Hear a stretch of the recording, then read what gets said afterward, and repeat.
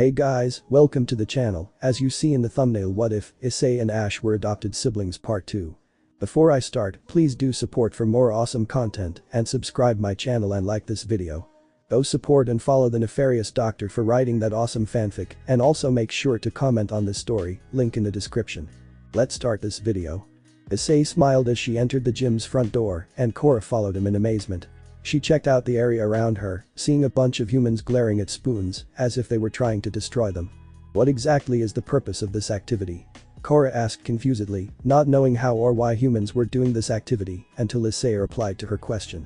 These people are those with psychic powers, but compared to Sabrina, the original gym leader of Saffron City, her powers are far superior to those of the rookies who are trying to bend a spoon or use it to channel their powers, Issei explained, which confused Korra before Issei stopped her from asking another question. Don't question it since you'll just get a headache from it. We should move along to the gym leader, Issei said, walking toward the front desk. He then pulled out his badge case and displayed the badges within the case. I'd like to challenge the Saffron City gym, Issei said, making the clerk look up and gasp at the face, since the clerk knew very well who Issei was before nodding his way. Of course. You're actually the only person who's here today, so I'm sure you'll be able to battle his team of 4 Pokémon. 4? Last I recall, it was only 3. And what do you mean by his team? Isn't Sabrina in for the gym battle? Issei asked, a bit confused, before the clerk shook his head. Oh no. I'm afraid there was a slight misunderstanding. Sabrina is out for a training journey in Hon. Her father, Lucas, is taking over the gym. Is that a problem, sir? The clerk asked before seeing Issei's grin appear on his face. Well then, that'll be fun. I accept this change. Issei said as he touched the 6 Pokeballs on his belt, shaking in excitement at this change. The reason Issei wasn't mad at this change was that Issei thought that Sabrina was still at the gym in Saffron City. Still, Sabrina's father was legendary in the city as the old gym leader who was not to be underestimated with his ultimate shield technique, since Sabrina's father utilized light screen, barrier, and safeguard to protect his psychic team, but with his team more than prepared for such plan, this would make it more fun. Korra saw this smile and was even more intrigued by Issei, because it sounded similar to how a predator would look forward to the challenge. He continues to interest me more and more. I can become stronger while under his teachings, especially since his power is much greater than even my own. If he's a god among humans, then perhaps he's even stronger or equal to Lady Arceus. Korra thought while following Issei into the gym, where the duo looked to see the new gym leader. Lucas appeared to be a man of commanding presence, standing just over 6 feet tall with a lean, athletic build. His salt and pepper hair was meticulously groomed, and his piercing blue eyes held a depth of wisdom and experience. His strong jawline and high cheekbones were softened by a neatly trimmed beard, which gave him a distinguished scholarly appearance. He often wore a crisp navy blue suit that accentuated his broad shoulders, with a matching tie that added a touch of understated elegance. Lucas's demeanor was one of calm authority, and his movements were precise and deliberate, reflecting years of discipline and study in the psychic arts. His presence was both reassuring and formidable, a man who commanded respect through both his knowledge and his unwavering confidence. Interesting. It's an honor to meet you, Sir Lucas. I've heard you're taking over for your daughter Sabrina, yes. Very noble of you. Issei said before Lucas narrowed his eyes at Issei before recognizing him from the gym leaders who had described the man who destroyed their teams. It's just like they described him.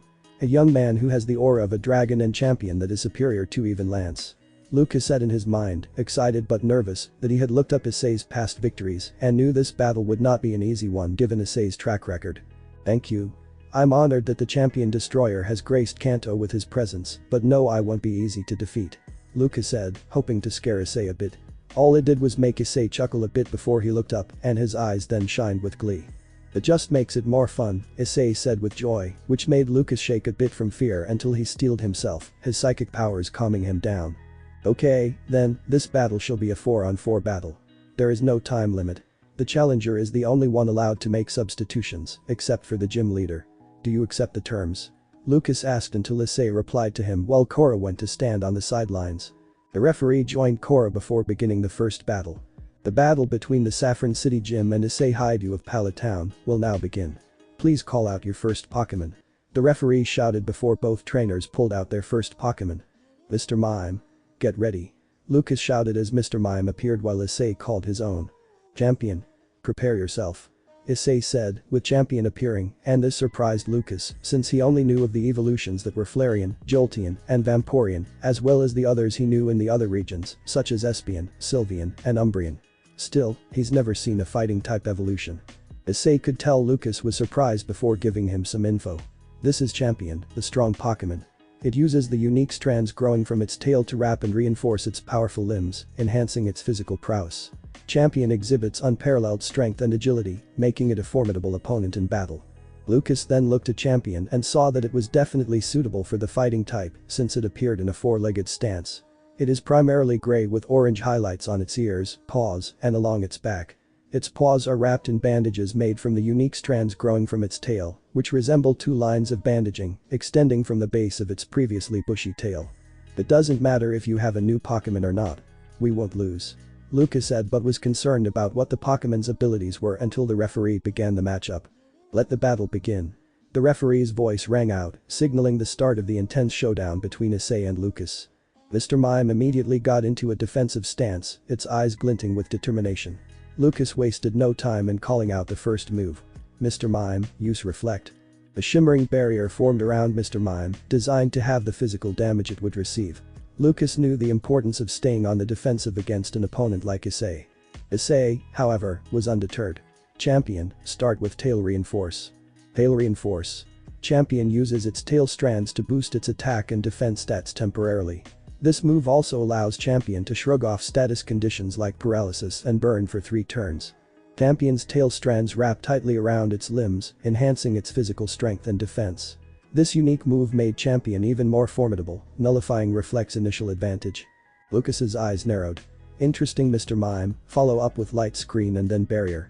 A second and third barrier appeared, one aimed at reducing special attack damage and the other for increasing defense. Lucas was setting up a formidable defense, but Issei was already planning his next move. Champion, use Bandage Bash. Issei commanded. Bandage Bash. Champion uses its bandage-like tail strands to deliver a flurry of strikes, hitting 2 to 5 times in succession. Champion darted forward with incredible speed, its bandage paws glowing as it launched a flurry of powerful strikes. The multi-hit move broke through Mr. Mime's defensive stance, landing blow after blow. Even with Reflect in place, Mr. Mime was visibly shaken by the onslaught. Lucas clenched his fist. Mr. Mime, counter with Psychic. Mr. Mime's eyes glowed with a brilliant blue light as it unleashed a powerful wave of psychic energy. The force of the attack hit Champion head-on, but thanks to its heightened defense and the tail reinforce move, Champion stood firm, barely flinching. Champion, show them your true strength. Use Aerial Counter. Issei called out, his voice brimming with confidence. Aerial Counter. Champion leaps into the air and delivers a powerful counterattack to flying or psychic-type Pokemon. This move always goes last, but deals double damage if a flying or psychic type hits Champion move during the turn. Champion leaped into the air, waiting for the right moment. Mr. Mime, sensing an opportunity, launched another psychic attack. But this was exactly what Issei had anticipated. Now. Issei shouted. Champion descended with lightning speed, using the momentum to deliver a devastating counterattack. Mr. Mime's previous attack amplified the power of the move, and the force of Champion's strike sent Mr. Mime sprawling across the battlefield, unable to continue. Mr. Mime is unable to battle. Champion wins the round. The referee announced. Lucas recalled his Mr. Mime, a look of determination crossing his face. Impressive, but let's see how you handle this. Kadabra, it's your turn. Kadabra appeared on the field, its spoon at the ready, eyes gleaming with intelligence and power. Issei smiled. Perfect. Champion, ready for another round. Champion nodded, its muscles rippling with anticipation. Kadabra, use Calm Mind. Lucas commanded. Kadabra closed its eyes, its body radiating a calm aura as its special attack and special defense stats increased. Lucas was clearly preparing for a longer, strategic battle. Champion, let's disrupt their plans. Use Psychic Break. Issei called out. Psychic Break. Champion focuses its energy on breaking through psychic-type barriers, dealing damage, and lowering the target's special defense. Champion focused its energy and launched a dark energy beam toward Kadabra. The move dealt significant damage and lowered Kadabra's special defense, countering the effects of Calm Mind. Lucas gritted his teeth. Kadabra, retaliate with Psyshock. Kadabra's eyes glowed as it launched a powerful Psyshock at Champion. The move struck hard, but Champion, with its reinforced defenses, managed to endure it. Issei saw his opening. Champion, finish it with another Bandage Bash. Champion charged forward once more, delivering a series of rapid powerful strikes with its bandage paws. Kadabra, caught off guard by the relentless assault, could not withstand the barrage and fell to the ground. Kadabra is unable to battle.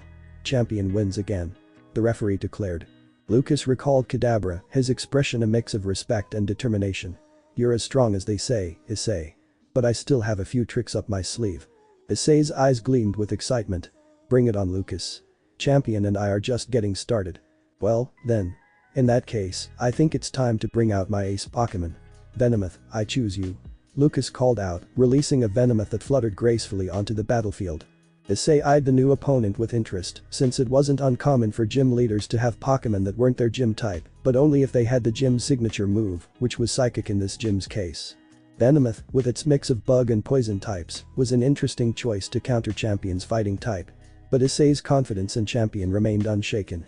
Champion, let's keep up the pressure. Use Bandage Bash. Champion charged at Venomoth, its bandage paws glowing as it prepared to strike. Venomoth, however, was quick and agile, easily dodging the initial blows. Venomoth, use Sleep Powder. Lucas commanded. Venomoth flapped its wings, releasing a cloud of shimmering powder that enveloped Champion. Despite Champion's attempts to shake it off, the powder took effect and Champion's movements grew sluggish before it finally collapsed into a deep sleep. Issei frowned at this before shouting at Champion. Champion, wake up. But Champion remained asleep, vulnerable to Venomoth's next move. Venomoth, use Psychic. Lucas ordered. Venomoth's eyes glowed with a bright light as it unleashed a powerful psychic attack. The energy wave struck Champion directly, causing it to twitch in its sleep but remain down. Issei clenched his fist. Champion, you have to wake up. Lucas seized the opportunity to press his advantage. Venomoth, follow up with Bug Buzz. Venomoth's wings vibrated rapidly, creating an intense, high-pitched sound wave that rippled through the arena.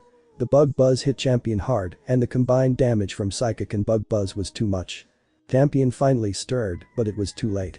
Its strength was depleted, and with a final valiant effort to stand, it collapsed. Champion is unable to battle.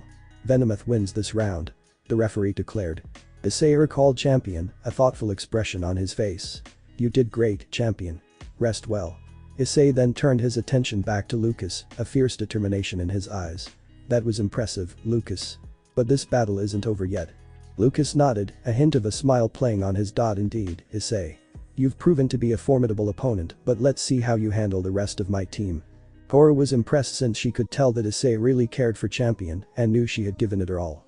He really does care for his team, but still, this Lucas doesn't seem to be that strong, since Champion was able to defeat the clown and that inferior sorcerer. The defensive wall is a good strategy, but still, with the gym leader only having 2 Pokemon left out of 4 and Issei still having 3, things will get worse, and I can tell Issei's got a plan to deal with the bug. Cora said in her mind while taking notes on the strategy before Issei pulled out his second Pokemon. Let's go, Reaper. Issei shouted while his Liepard appeared on his 2 feet. Lucas was surprised by this feline since he had only ever seen Meowth but never a Liepard, but he wouldn't give up. The referee saw they were ready as he began the battle, which was just what Issei wanted. First slash, Issei muttered under his breath, making Liepard smirk at the Moth before vanishing. This shocked the gym leader and Moth before Liepard appeared above Venomoth and sent a left hook with a sinister black aura around the law into Venomoth, sending it down into the ground and causing Venomoth to cry in pain. First slash. Combination of Night Slash and First Impression. Venomoth. Now Furious Shadows, Issei said before Liepard summoned a pair of Shadow Claws and went to work on slicing and dicing Venomoth, causing critical damage to the Moth until Issei snapped his fingers. Furious Shadows. Combination of Fury Swipes and Shadow Claw. Finished the Moth off with Nightly Shadows. Liepard smiled as her Shadow Claws became larger and sharper before she vanished into a streak of dark energy. She reappeared behind Venomoth with a smirk, snapping her left claw, which resulted in Venomoth falling in defeat. Nightly Shadows. Combination of Night Slash and Shadow Claw. Venomoth is unable to battle. Liepard is the winner. The referee said, which made Issei smile, while Lucas recalled Venomoth. Thank you, my friend. Rest up. Lucas said before pulling out his last Pokemon. Let's go, Alakazam. Lucas said as Issei noticed that Alakazam had an interesting item on its body, a Mega Stone. Issei's eyes gleamed with interest as he observed the Mega Stone. A Mega Evolution, huh? This battle will be interesting. Ready, Reaper. Liepard nodded, her eyes narrowing as she prepared for the next challenge. Lucas took a deep breath and held up his keystone, the pendant around his neck beginning to glow. Alakazam, let's show them our true power. Mega Evolve. In a flash of brilliant light, Alakazam transformed, its mustache growing longer and more ornate, and additional spoons appearing in its hands. The newly Mega Evolved Alakazam floated slightly above the ground, radiating an immense psychic power. Korra was amazed by this, since she could tell that the Mega Evolution made Alakazam a much stronger sorcerer than its pre-evolution. Issei's eyes gleamed with interest as he observed the Mega Stone. A Mega Evolution, huh? Well, then, Reaper, let's not be outdone. Mega Evolve. Issei activated his keystone, and Liepard began to glow. Reaper's form shifted and grew, becoming more streamlined and powerful. Its tail and claws became sharper and deadlier, while its fur became a darker color. The newly mega-evolved Liepard stood tall, exuding a dark, formidable aura. The referee and Korra, who were watching the battle, gasped in amazement at the simultaneous mega-evolutions. The atmosphere was charged with excitement as the two trainers prepared for the ultimate showdown. Lucas wasted no time setting up his move. Alakazam, use Calm Mind. Mega Alakazam closed its eyes, the spoons floating around it as its special attack and special defense rose significantly. Issei knew he had to act fast. Reaper, use Dark Pulse. Mega Liepard's eyes glowed with dark energy as it unleashed a powerful wave of dark energy at Mega Alakazam. The attack struck hard, but Mega Alakazam's boosted defenses absorbed much of the damage. Alakazam, use Focus Blast. Lucas countered. Mega Alakazam's eyes snapped open, and it unleashed a powerful ball of concentrated energy. Reaper tried to dodge, but the attack was too fast and struck Mega Liepard head-on, sending it skidding back. Issei grimaced. Reaper, get up. We can't let them gain any more ground. Mega Liepard struggled to its feet, determination burning in its eyes. Issei knew he had to take a risk. Reaper, use Shadow Claw. Mega Liepard's claws elongated and glowed with dark energy once more as it lunged at Mega Alakazam. The powerful attack struck true, hitting Mega Alakazam hard. Lucas frowned, realizing the danger of going offensive. Alakazam, use Recover. Mega Alakazam began to glow, its wounds healing rapidly. Issei saw his opening. Reaper, now. Use Night Slash. Mega Liepard dashed forward with incredible speed, its claws glowing with dark energy as it slashed at Mega Alakazam. The attack landed, but Alakazam's boosted defenses absorbed much of the damage. Lucas was unfazed by this, so he went next. Alakazam, use Psychic. Mega Alakazam's eyes glowed intensely as it unleashed a massive wave of psychic energy. The attack was powerful, and Reaper was pushed back. It struggled to maintain its footing due to its dark typing preventing it from taking any damage, but the force was still pushing her back. Issei clenched his fists as he then used Reaper's new move. Reaper, we can't give up now. Use Sucker Punch. Mega Liepard anticipated Alakazam's next move, lunging forward with blinding speed and delivering a powerful punch infused with dark energy. The unexpected strike caught Mega Alakazam off guard, dealing significant damage. Lucas gritted his teeth. Alakazam, use Focus Blast again. Mega Alakazam gathered its energy and launched another powerful Focus Blast. Reaper, already weakened, couldn't dodge in time and was hit hard by the attack, skidding back but still standing, albeit barely. Issei knew this was it and that he had to finish off Mega Alakazam as soon as possible. Reaper, finish it with Shadow Pulse. But the final burst of energy, Mega Liepard unleashed a powerful wave of dark energy. The attack struck Mega Alakazam directly, and with a final cry, Alakazam fell to the ground, unable to continue. Shadow Pulse. A combination of Dark Pulse and Shadow Claw. Alakazam is unable to battle. Liepard is the winner. The referee declared. Lucas recalled Mega Alakazam with a look of respect. That was an incredible battle, Issei. Your skills and your bond with your Pokémon are truly remarkable. Issei smiled, recalling Mega Liepard. Thank you, Lucas. You were a formidable opponent. This battle was one to remember. Korra watched from the sidelines, her admiration for Issei growing. He really is something special. Maybe I can learn from him and become stronger. But the battle concluded, Issei received the Saffron City Gym badge, marking another victory on his journey. Issei thanked Lucas for a good battle and wished his daughter luck on her training journey before he left with Korra before Issei's Pokephone began to ring. Issei pulled out his phone and looked at the unknown number, which confused him before Issei answered the call. Who's this? Someone interested in giving you an opportunity to become champion faster. Lan said, shocking Issei as he heard the name before Issei and Korra sat in the Pokémon Center while Issei continued chatting with Lance. And what do you mean by that? I've taken a look at your track record, and granted, you almost defeated all of the champions, but you still need to defeat Steven and me. However, after looking over your track record, I can tell you certainly have the skills to be a champion of a region, but I can also tell you have some good business skills. This call is why I wish to give you a chance to not only become champion faster, but also to tell your Pokémon are much stronger than you let on. Like your Liepard and Charizard. What is your proposal? Issei asked, unsure what the champion of Kanto and Johto wanted before Lance continued. Simple. continue to conquer a special Pokémon League that's just for you to battle my Elite Four and myself. After you defeat me, you can also battle the Elite Four of Steven's region and then Steven himself. And should you defeat Steven, then you'll have our stamps of approval to grant you the opportunity to become champion of your region. What do you think? Lance was asking while looking out into the sea and saw the Champion Council League behind him, a place for the champions to train or test other potential champions of either their region or a new one that they can create. The last new champion was Iris, who defeated Alder and proved herself to the other champions. This made Lance think that Issei was the next champion in the making, but he wanted to test him. But I still have to defeat your gym leaders, yes? You could, or you can accept the invitation and take on both myself and Steven's Elite Four. Which would you prefer? Lance asked, with Issei pondering the choices before seeing Korra be so excited at the opportunity and the possibility of asking for some assistance with the Paradox Pokémon. I'm in. Name the time and place. Issei said as his dragon side was excited, as was his Pokémon, to face the champions, since this is what they trained for their whole journey. I look forward to seeing you, Issei Haidu. Oh, and don't worry about Korra. She'll be able to come along as well since you want to ask about the Paradox Pokémon as well. Wait, you know about that? How? I'll explain after you and your friend come here tomorrow. I'll send you the location so you can fly or teleport here. I know you are much stronger than you let on, Drag Y Gotch. The other champions you defeated are thankful for your services in their regions. Lan said, much to Issei's surprise, before keeping his question to himself, since he had suspicions about who had told Lance about his secret identity. Very well, thank you for the opportunity, Lance. Likewise, since I've always wanted to meet the Red Dragon Emperor face to face. See you tomorrow, Issei said before ending the call and then looking at Korra, who seemed excited for a reason until Issei put two and two together. You excited for tomorrow, huh? Issei smiled and patted her head, making Korra purr a bit before Issei chuckled at her, because Korra's purr sounded more like an engine starting up.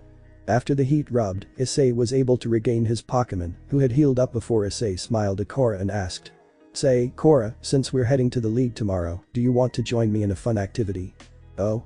What's that? Let's see how long it takes us to defeat not just the remaining Kanto gym leaders, but also the ones in Johto and Hoenn, while avoiding my little brother and his friends.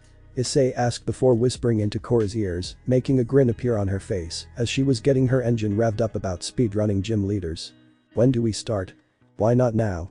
Issei asked before he snapped his fingers and teleported both of them to the next town and gym. In under 1 hour, Kanto and Johto were defeated by a teleporting duo that challenged the gym leaders and defeated them with just one Pokémon.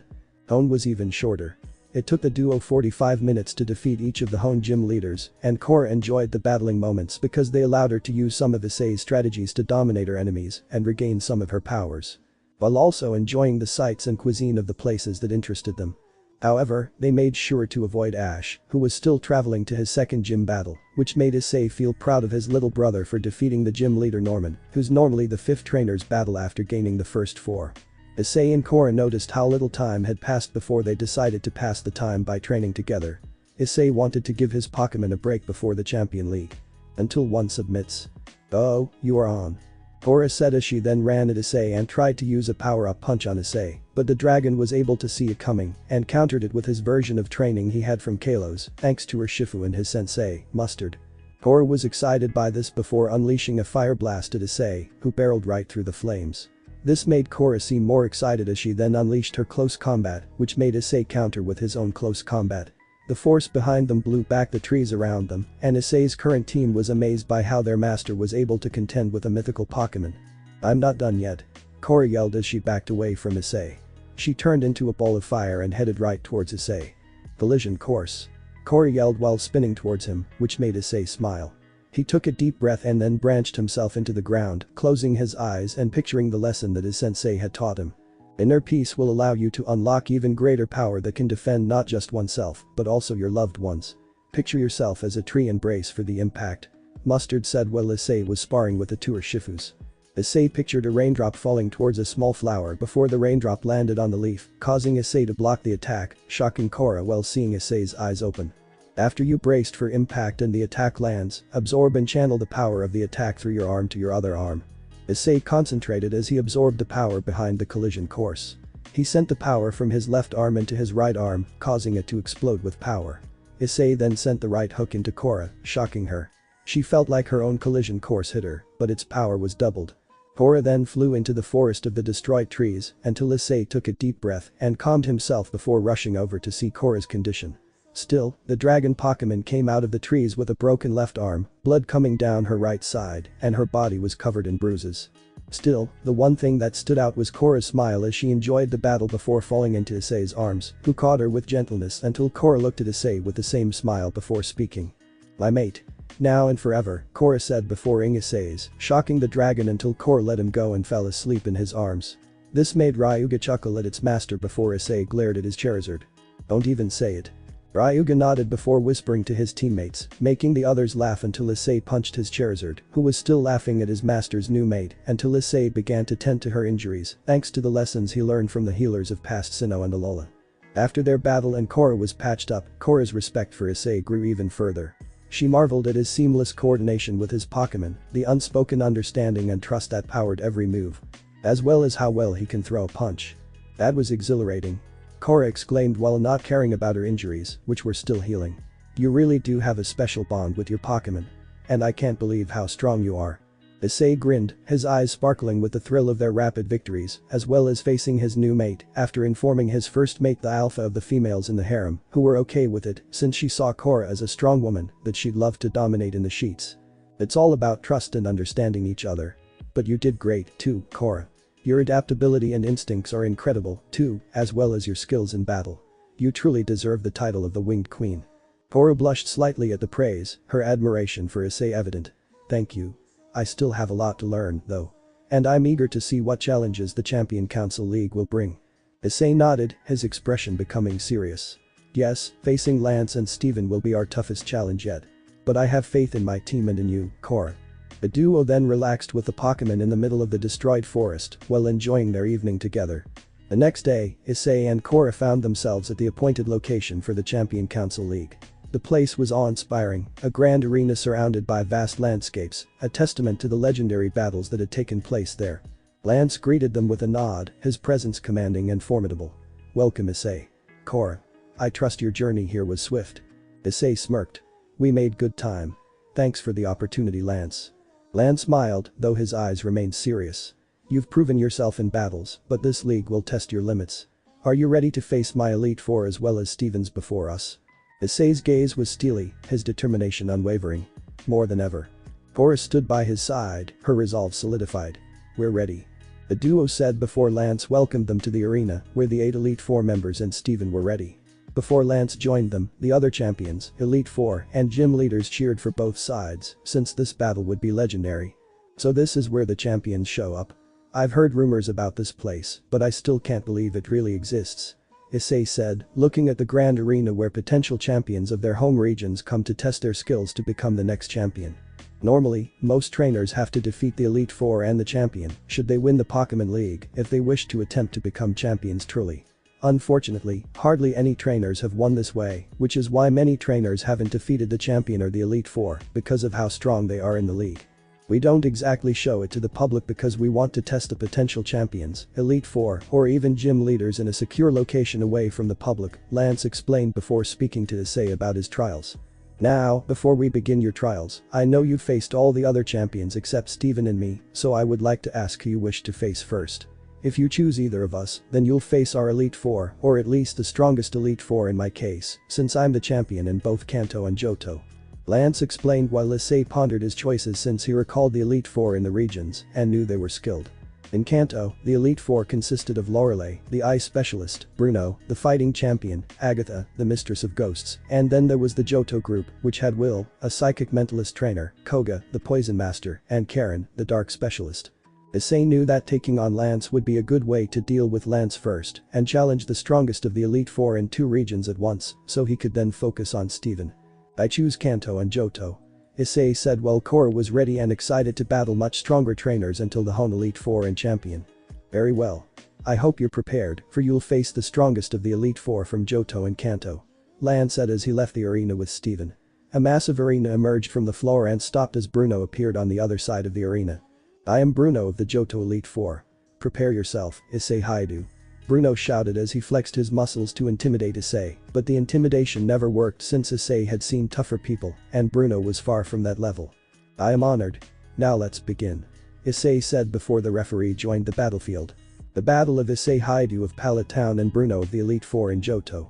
This match shall be a 5-on-5 battle with no time limit and only the opponent may use substitutions.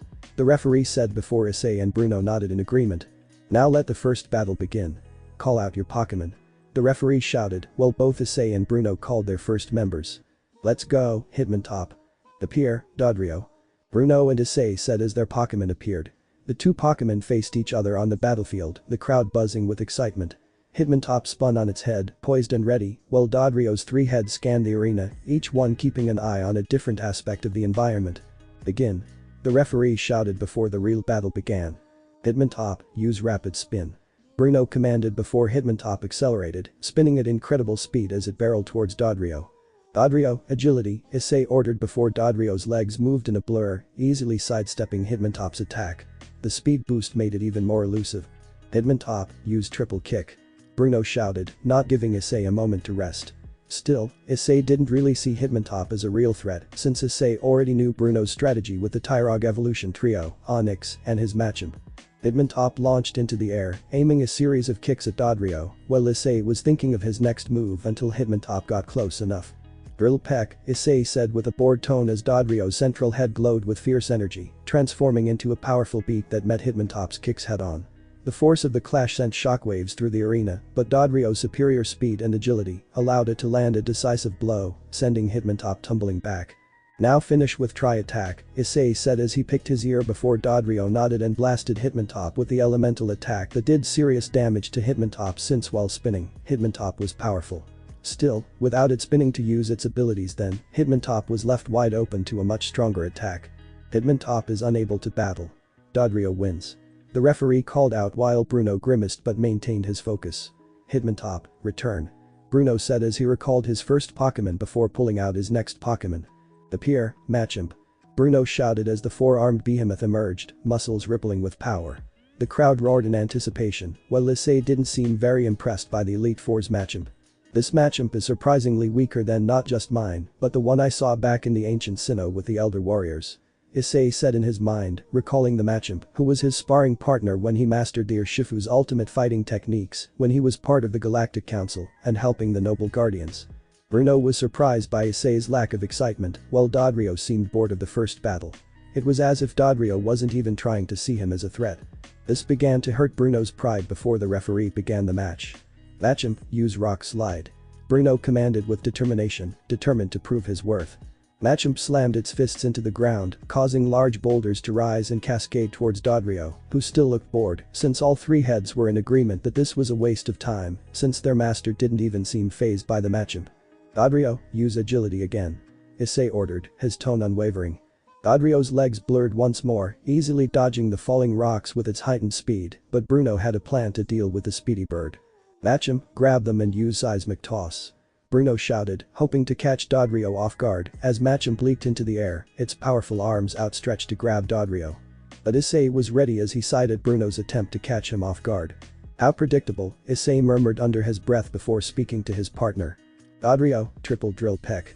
Dodrio's three heads glowed fiercely as they met Machamp mid-air, drilling into its chest. The force of the attack knocked Machamp back, sending it crashing to the ground. Machamp, no. Get up. Bruno called out, but it was too late since the Dodrio continued the assault with a deadly tri-attack that resulted in the Pokémon's defeat. Machamp is unable to battle. Dodrio wins. The referee announced, making Bruno clench his fists. He nodded in acknowledgement, his pride wounded again as an Elite Four member. Return, Machamp. Go, Hitmonlee. Bruno shouted as the kicking Pokémon appeared, its legs coiled and ready for action. Dodrio, you've done great. Return for now. Issei said before returning the three-headed bird until he pulled out another Pokeball. Oh, Gyarados. Issei said, sending out the massive water-flying type that roared into the sky while Hitmonlee eyed the towering Gyarados, but Bruno didn't waver. Hitmonlee, use high jump kick. Hitmonlee leaped into the air, its leg glowing with power as it aimed a kick at Gyarados. Dodge and then Dragon Dance. Issei commanded as Gyarados dodged a high jump kick in the air thanks to its long serpentine body before he began to spin and weave, its body glowing with a fiery aura as it boosted its attack and speed. Hitmonlee's kick missed and hit the ground, causing the Pokémon to wince a bit but continue standing. Now, Gyarados, use Waterfall. Issei ordered before Gyarados roared, summoning a massive wave that crashed down on Hitmonlee, sweeping it away. The sheer force of the attack pushed Hitmonlee back until Gyarados fired a Dragon Pulse at the kicking Pokémon, sending it back even more before the waterfall ended, leaving Hitmonlee unable to continue. Hitmonlee is unable to battle. Gyarados wins. The referee declared. Bruno's frustration grew, but he remained focused since he didn't wish to lose his cool in front of his fellow Elite Four members and Lance. Hitmonlee, return. Go, Hitmonchan. The punching Pokémon appeared, its fists blazing with elemental energy, before the referee began with Issei making the first move. Gyarados, Thunder Wave. Issei commanded. Gyarados released a wave of electricity, striking Hitmonchan and paralyzing it. Hitmonchan struggled to move as the paralysis took hold, but Bruno wasn't going to lose another battle without dealing some damage to Issei's Pokémon. Hitmonchan, use Ice Punch. Bruno ordered, hoping to land a critical hit or at least take out one of Issei's Pokémon. Hitmonchan's fist glowed with icy energy as it punched Gyarados. Still, the paralysis slowed its movements, allowing Gyarados to evade the attack before hitting the fighting type with an Aqua Tail. Finish it with Hyper Beam. Issei commanded as Gyarados charged a massive beam of energy, unleashing it upon Hitmonchan. The powerful attack struck Hitmonchan, knocking it out instantly, shocking the arena since Issei just swept through 4 of Bruno's Pokémon. Hitmonchan is unable to battle. Gyarados wins. The referee announced, and Bruno sighed, accepting the outcome since he thought he could have given Issei a challenge. But he was wrong, the Elite Four were no match for the soon-to-be champion before him. Bruno then looked at his fellow Elite Four, who were looking at him with their gaze, wanting to support him. Bruno's shoulders slumped in defeat, but he smiled, thanking them before turning back to look at Issei. You've proven your strength, and I know that even my last Pokémon won't be able to stand a chance against your Pokémon. I thought you were just a rookie I could have beaten, but I was wrong. Still, though, it was an honor to battle you, Bruno said, and Issei nodded back in response, grateful for the battle. Thank you, Bruno. It was an honor to face you. Lance and Steven, who had been watching from the sidelines, exchanged glances and nodded. Issei had passed his first trial, but the Champion League arc was beginning. More challenges awaited, and Issei was ready to face them head-on. After the first battle, Issei was allowed to get his team healed, and this was nice for Dodrio and Gyarados, since the two were part of Issei's fighting team. Issei had many different teams when it came to facing any type, so after knowing that his opponent would be Bruno, he had his team ready to battle with Bruno, which consisted of some of his Sinnoh Pokémon, but also those he gained in trades at swap meets whenever he wanted to see if a Pokémon would pique his interest. In his battle with Bruno, Issei's team included Dodrio, Gyarados, Swalot, Medicham, his flying type evolution, Avian, the weightless Pokémon, and finally, Lucario. Dodrio, or Triple Threat as Issei calls them, was a Pokémon from a Pokémon ranch when Issei saw the bird was actually from a racer who traded it to someone else in Sinnoh, who then abandoned it after it refused to follow their orders. Issei could tell that the three heads were saddened by their abandonment, but he decided to approach them and bring them with him. The rancher warned Issei about them, but Issei gained their respect and trust because he didn't use them in battle. He tended to them and trained them as well, which made Dodrio thankful and proud to fight alongside Issei. Gyarados, Medicham, and Lucario, on the other hand, were from his Sinnoh journey, with Issei capturing each of them and training them to become powerful fighters, and even helping them resist their weaknesses by putting them through hellish training, such as Lucario learning how to take Issei's Dragon Flames, Medicham learning how to focus its psychic powers while fighting, and even Gyarados flying through a storm and tanking multiple lightning attacks. Swalot was actually from a Pokémon swap meet since Issei was interested in a powerful tank for psychical attacks to use a sword and shield tactic like Aegislash, so when he found Swalot, he was interested in the Pokémon and took it under his wing. Surprisingly, it only cost him a Slurpuff, which was easy to obtain since he had a few back in his days of Kalos. Avian was a special Pokémon that Issei read about since he was interested in many different forms that EV could become. Since he actually had a few many more EVs from a job he took on in Sinnoh, Issei kept them and learned how to help the evolutions emerge from his extra EVs, who didn't want to become the other evolutions from the other regions. While Issei was recalling his meetings with each of his Pokémon, Korra walked towards him with a surprised look on her face. I'm surprised you accepted the Musclehead defeat with no effort. Were you disappointed by Bruno? Korra asked while Issei sighed in response. You're not wrong. I was a bit disappointed that he decided to throw in the towel, but the others knew that Bruno was beaten, since I literally used only 2 Pokémon to take down his 4 Pokémon. Even if he had used his Onix for his last Pokémon, the result would have been the same, which is why he swallowed some of his pride and threw the match. They still counted as a win, but it only proved my point that Bruno may be strong in Kanto, but he's no match for me. Issei said that he was a bit arrogant due to him being a dragon now, but Issei still expected more from an Elite Four member, but was disappointed when two of his Pokémon were able to destroy Bruno's team with ease. Hopefully, the next three are at least somewhat better than Bruno or someone who can actually make me take them seriously, Issei said before receiving a text from Lance about his next opponent, which made him a bit excited before Issei sighed at the name he was given. What's wrong? Korra asked before Issei showed the name of his opponent. Well, she might be better than Bruno, right? Korra asked before Issei sighed in reply. Well, see, Issei said as he tapped on his gauntlet and swapped his team out for a new 6 team of Pokémon that consisted of 3 Dusk Balls, 2 Ultra Balls, and 1 regular Pokeball. Let's see how the Mistress of Ghosts likes my team of spirits and exorcists, Issei said while smiling at the regular Pokeball that had a small flame sticker on top of its button. Time to bring the heat, Issei said with Korra following him, a bit excited about this next battle.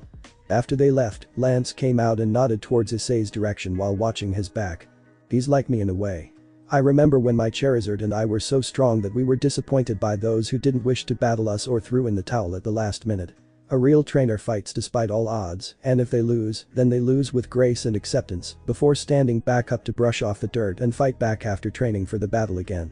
Lan said before smiling, recalling how excited Agatha was when she was told she'd face Issei next. Agatha may be old, but she's more than ready to give him a good battle, Lan said before heading back to the arena where a more exciting battle would begin. The arena transitioned to the next stage as Issei prepared himself for the next member of the Elite Four.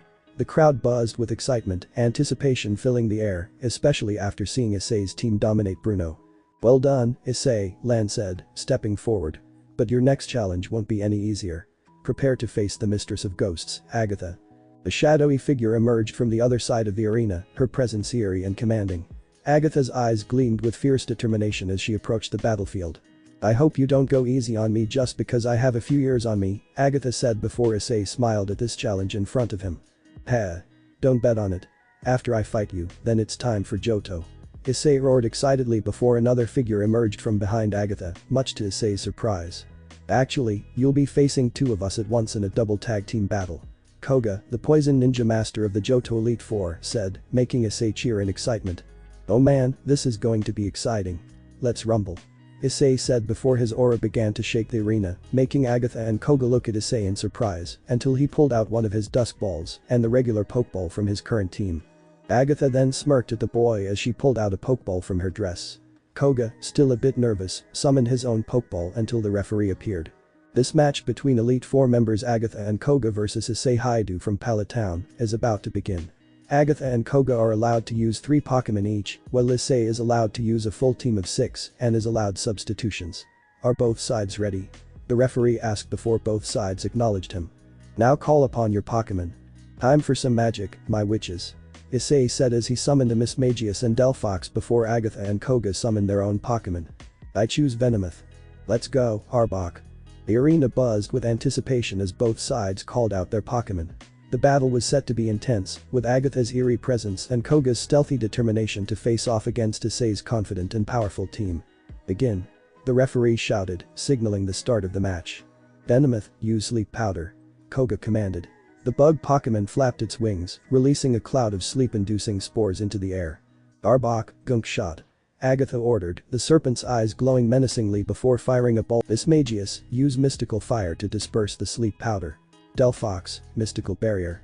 Issei countered swiftly. Mystical Barrier. A combined movie that uses Mystical Fire to enhance the defensive capabilities of a special shield created by Barrier, Reflect, and Light Screen to form a powerful shield against both physical and special attacks.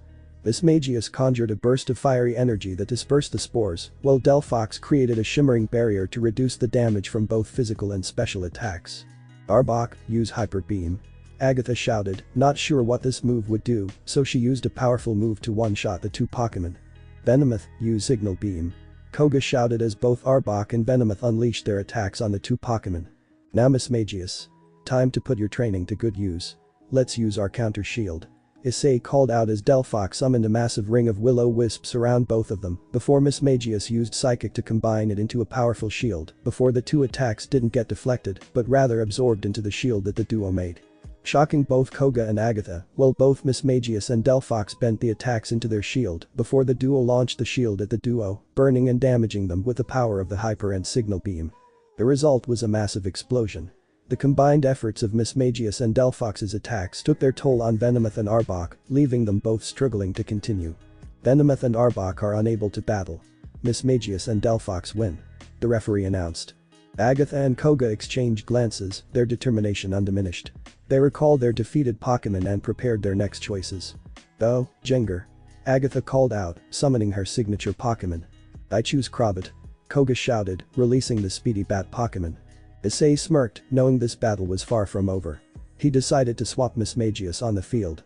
"Miss Magius, return for now," Issei said before returning the witch and pulling out another one of his dusk balls. "Now let's go, Trevenant," Issei said as he summoned his shiny Trevenant, which then began to plant its roots into the ground. The crowd roared with anticipation as Issei's shiny Trevenant emerged, its eerie glow contrasting against the dark battlefield. Agatha's Jengar and Koga's Crobat eyed their opponents warily, knowing that they were in for a tough battle. The arena buzzed with anticipation as both sides prepared for the next phase of the battle. Agatha's Jengar and Koga's Crobat faced off against Issei's newly summoned Pokémon. "Begin," the referee announced, signaling the start of the match. "Jengar, use Shadow Ball," Agatha commanded, aiming to strike hard and fast. Jengar formed a dark, swirling sphere of energy and hurled it towards Trevenant. "Crobat, use Cross Poison," Koga ordered as Crobat's wings glowed with a toxic aura before it slashed toward Trevenant. "Delphox, use Mystical Fire to intercept Crobat's attack. Trevenant, stand your ground and get ready for Shadow Ball," Issei commanded calmly. Delphox launched a stream of mystical flames that collided with Crobat's Cross Poison, neutralizing the attack. Meanwhile, Jengar's Shadow Ball made direct contact with Trevenant, but instead of causing damage, Trevenant absorbed the ghostly energy, a faint glow surrounding its form. "What? Impossible," Agatha exclaimed, eyes widening in disbelief since she knew that the tree should have fallen after taking Jengar's Shadow Ball attack. "How did that not affect Trevenant?" Koga muttered, equally shocked. "Phantasmal Roots," Issei explained with a smirk. Trevenant's hidden ability makes it immune to ghost-type attacks, and when struck by said attacks, Trevenant can drain energy from ghost types. That's incredible," Korra whispered, amazed by Trevenant's resilience. "Trevenant, use Shadow Claw," Issei ordered. Trevenant's claws glowed with dark energy as it lunged at Jengar, slashing through the air with spectral force. The attack hit Jengar, and Trevenant's ability activated, draining some of Jengar's current health and transferring it to Trevenant. "Jengar, no. Use Hypnosis," Agatha shouted, trying to regain control of the situation. "Jengar, Jengar." Jengar's eyes glowed, attempting to put Trevenant to sleep, but Trevenant's spectral roots absorbed so much of Jengar's energy that it rendered the move ineffective. "Crobat, use Air Slash," Koga commanded, hoping to at least deal some damage to Delphox. "Delphox, counter with Fire Blast," Issei ordered. Delphox launched a massive burst of flames that collided with Crobat's Air Slash, creating a fiery explosion that engulfed the battlefield. "Now, Trevenant, finish Jengar with Horn Leech," Issei commanded. Trevenant charged forward, its horn glowing with verdant energy, and struck Jengar, draining the last of its energy and healing itself further. Crobat fell after Delphox used a psychic to slam the bat into the ground, preventing the bat from flying away and making Crobat faint. "Jengar is unable to battle. Trevenant wins," the referee declared. "And Crobat is unable to battle as well, which means Delphox wins." Agatha clenched her fists, recalling her defeated Pokémon. "You've truly trained your Pokémon well, Issei," she admitted, respect in her eyes. "Return, Crobat," Koga said, accepting the outcome. Issei's eyes gleamed with excitement. "Ready for round 2, Trevenant. Let's show them our true power." The crowd roared with excitement, eager to see how the next phase of this intense battle would unfold. With Trevenant's phantasmal roots and Delphox's fiery might, Issei was ready to take on whatever challenges Agatha and Koga had left. "Let's go, Muck. Time to come out, old friend," Agatha said as she summoned a Spurtum, impressing Issei, while Koga summoned a massive Muck. Issei's eyes gleamed with excitement. "Ready for round 2, Trevenant. Delphox, let's continue our assault." The referee signaled the continuation of the battle. "Begin." "Muck, use Sludge Bomb," Koga ordered. "Spiritomb, use Shadow Sneak," Agatha commanded. Muck launched a massive glob of poisonous sludge towards Delphox, while Spiritomb vanished into the shadows, reappearing behind Trevenant to deliver a sneaky attack. "Delphox, counter with Psychic," Issei ordered. Delphox's eyes glowed with powerful psychic energy, intercepting the sludge bomb mid-air, but the sludge still managed to splatter onto Delphox, dealing significant damage. "Trevenant, use Phantom Force to dodge," Issei commanded as Trevenant disappeared into an ethereal dimension, evading Spiritomb's attack. Muck's toxic liquid-like body seemed to absorb Delphox's psychic attack, which took little damage. Muck, use minimize. Koga ordered, and Muck's form shrank, becoming harder to hit. Delphox, use fire blast. Issei commanded, but Muck's minimized form made it difficult for Delphox to land a direct hit. The blast of fire only managed to partially hit Muck, who retaliated with a gunk shot that splattered all over Delphox, poisoning it. Spiritum, use dark pulse. Agatha shouted as Spiritum unleashed a wave of dark energy towards Delphox. Delphox, no. Issei called out, watching as Delphox was overwhelmed by the combined attacks of Muck and Spiritum. Delphox collapsed, unable to continue. Delphox is unable to battle. Muck and Spiritum win. The referee announced. Issei recalled Delphox, determination in his eyes. You've done well, Delphox. Now, let's show them what we're made of. Go, Explode. Issei threw another pokeball, releasing Explode onto the battlefield. The loud, boisterous Pokemon roared, shaking the arena with its powerful voice. Hora, watching from the crowd, was surprised. Explode. But Issei said this team was his exorcists and spirits. Why would he have an Explode? Issei smirked, knowing Explode's true role in his team. Explode, use hyper voice. He commanded. Explode unleashed a roar, creating sound waves that crashed into Muck and Spiritum, disrupting their attacks and causing significant damage. Muck, being more susceptible to special attacks, took the brunt of the damage, while Spiritum seemed to be trembling from the powerful sound bomb. Muck, use acid armor. Koga ordered as Muck's body became more fluid and slippery, enhancing its defense. Spiritum, use confuse ray. Agatha commanded, hoping to disorient Explode. Explode, use soundproof to block confuse ray. Issei countered. Explode's ability is activated, nullifying the effects of confuse ray. Issei knew that his Pokemon's abilities normally only activate when needed or necessary. Still, he trained his Pokemon to be able to control their abilities so they could use them in battle to give them an edge over their opponents. Trevenant returned to the battlefield with Phantom Force. Issei called out as Trevenant reappeared from its ethereal dimension, striking Spiritum with a powerful attack. Trevenant's phantasmal roots absorbed energy from Spiritum, weakening it further. Muck, use Toxic on Trevenant. Koga shouted, but Trevenant's spectral roots absorbed the poisonous attack, leaving it unaffected, which shocked Koga before realizing that the roots were protecting Trevenant from taking the poisoned effect. However, it's still doing minor damage to the tree. Now, Explode, finish Muck with Boomburst. Issei ordered. Explode unleashed a massive shockwave of sound, causing the entire arena to tremble. Muck, despite its enhanced defense, couldn't withstand the overwhelming power of Boomburst and collapsed into a puddle. Muck is unable to battle. Explode wins. The referee declared. Koga recalled Muck, nodding in respect towards Issei. You've trained your Pokemon exceptionally well. Agatha's Spiritum, now weakened, was still determined to fight. Spiritum, use Dark Pulse. Explode, counter with Hyper Beam. Issei commanded. Explode charged a massive beam of energy and unleashed it towards Spiritum, overpowering the Dark Pulse and striking Spiritum with immense force. Surprising Agatha since normal types don't harm ghosts unless the opponent used Foresight or an item which she noticed on Explode's body. Ring Target, an item that makes non-effective attacks effective like normal type moves harming ghost types. Spiritum is unable to battle. Explode wins. The referee announced. Agatha recalled her defeated Spiritum, smiling despite her loss. You've proven yourself worthy, Issei. This battle was an honor. Issei nodded, grateful for the challenge. Thank you, Agatha. It was a great battle. The crowd erupted in cheers, witnessing the incredible battle unfold. Lance and Steven, watching from the sidelines, exchanged glances and nodded in approval. Issei had successfully defeated another pair of Elite Four members, but the Champion League arc was far from over. More challenges awaited, and Issei was ready to face them head-on. Hora was excited as she flew down towards Issei and hugged him before congratulating him on the victory. She then ate his cheeks, much to Issei's surprise, before he hugged her back and ate her, making the Winged Queen blush at this before smiling with a large grin on her face. The Winged Queen and the Champion Destroyer would soon become the champions of their land and forge a new region for future battles. So Ash, how's home going? I hear you managed to defeat Norman on your first attempt.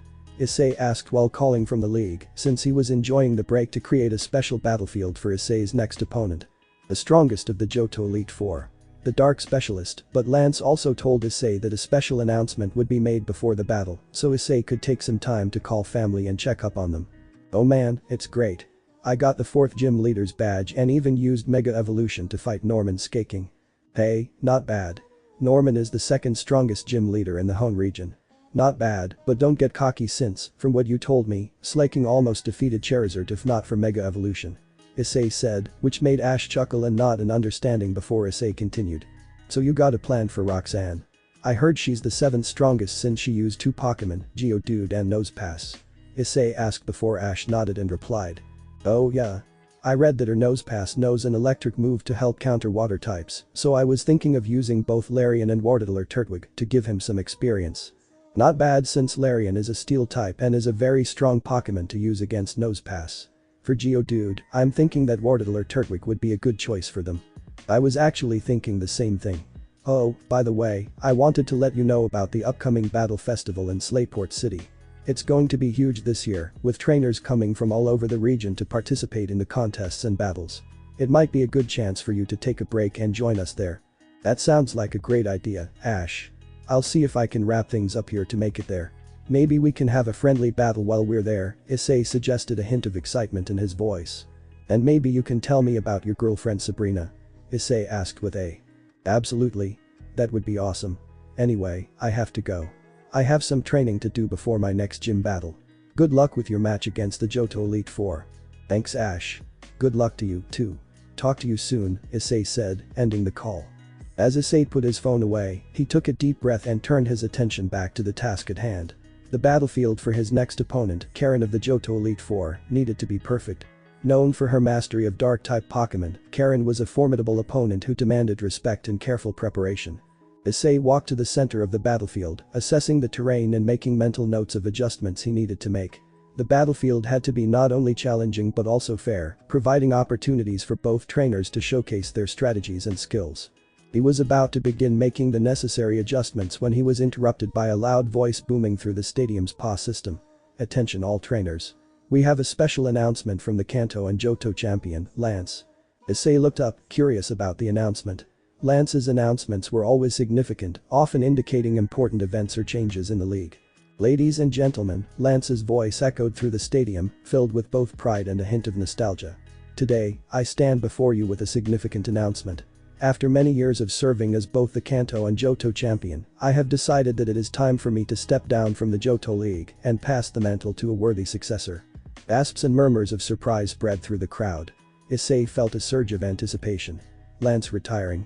This was huge news. It has been an honor and a privilege to serve as Johto's champion, Lance continued. I have faced many incredible trainers and have seen the league grow and evolve in extraordinary ways. But now, it is time for a new era to begin. Lance paused, allowing the weight of his words to sink in. I am pleased to announce that the new champion of the Johto League will be none other than Karen, our esteemed Dark-type specialist from the Elite Four. The stadium erupted in applause and cheers. Karen stepped forward, a confident and determined look on her face. She took the microphone from Lance, her eyes shining with excitement and gratitude. Thank you, Lance, Karen said, her voice steady and strong. I am honored to accept this responsibility and will do my best to uphold the standards and traditions of the Johto League. I look forward to continuing to challenge and inspire trainers, just as you have done. Lance smiled warmly, placing a hand on Karen's shoulder. I do not doubt that you will be an exceptional champion. The Johto League is in good hands. As the applause continued, Issei couldn't help but feel a sense of excitement. This new development added a fresh layer of intrigue to the league. He knew that Karen would bring her unique style and strength to the role of champion, making the upcoming battles even more challenging and exhilarating. But the announcement concluded, Issei turned back to the battlefield, his determination renewed. He had a lot of work to do, and he was more motivated than ever to prove himself in this new era of the Johto League. As the applause for the announcement began to die down, Karen made her way to the center of the stadium. The excitement in the air was palpable as she took the microphone once more, her eyes scanning the crowd before settling on Issei. Issei, Karen called out, her voice carrying the weight of her newfound position. In honor of this new chapter for the Johto League, I would like to challenge you to a special 6-on-6 battle. This will be a true test of our skills and determination. The crowd murmured in anticipation, the stakes of the battle having been raised even higher. Issei felt a thrill of excitement coursing through him. A full 6-on-6 battle with a new champion was an opportunity he couldn't pass up. I accept your challenge, Karen, Issei replied, stepping forward with a confident grin. Let's give everyone a battle they'll never forget. The stadium buzzed with energy as both trainers took their positions on the battlefield.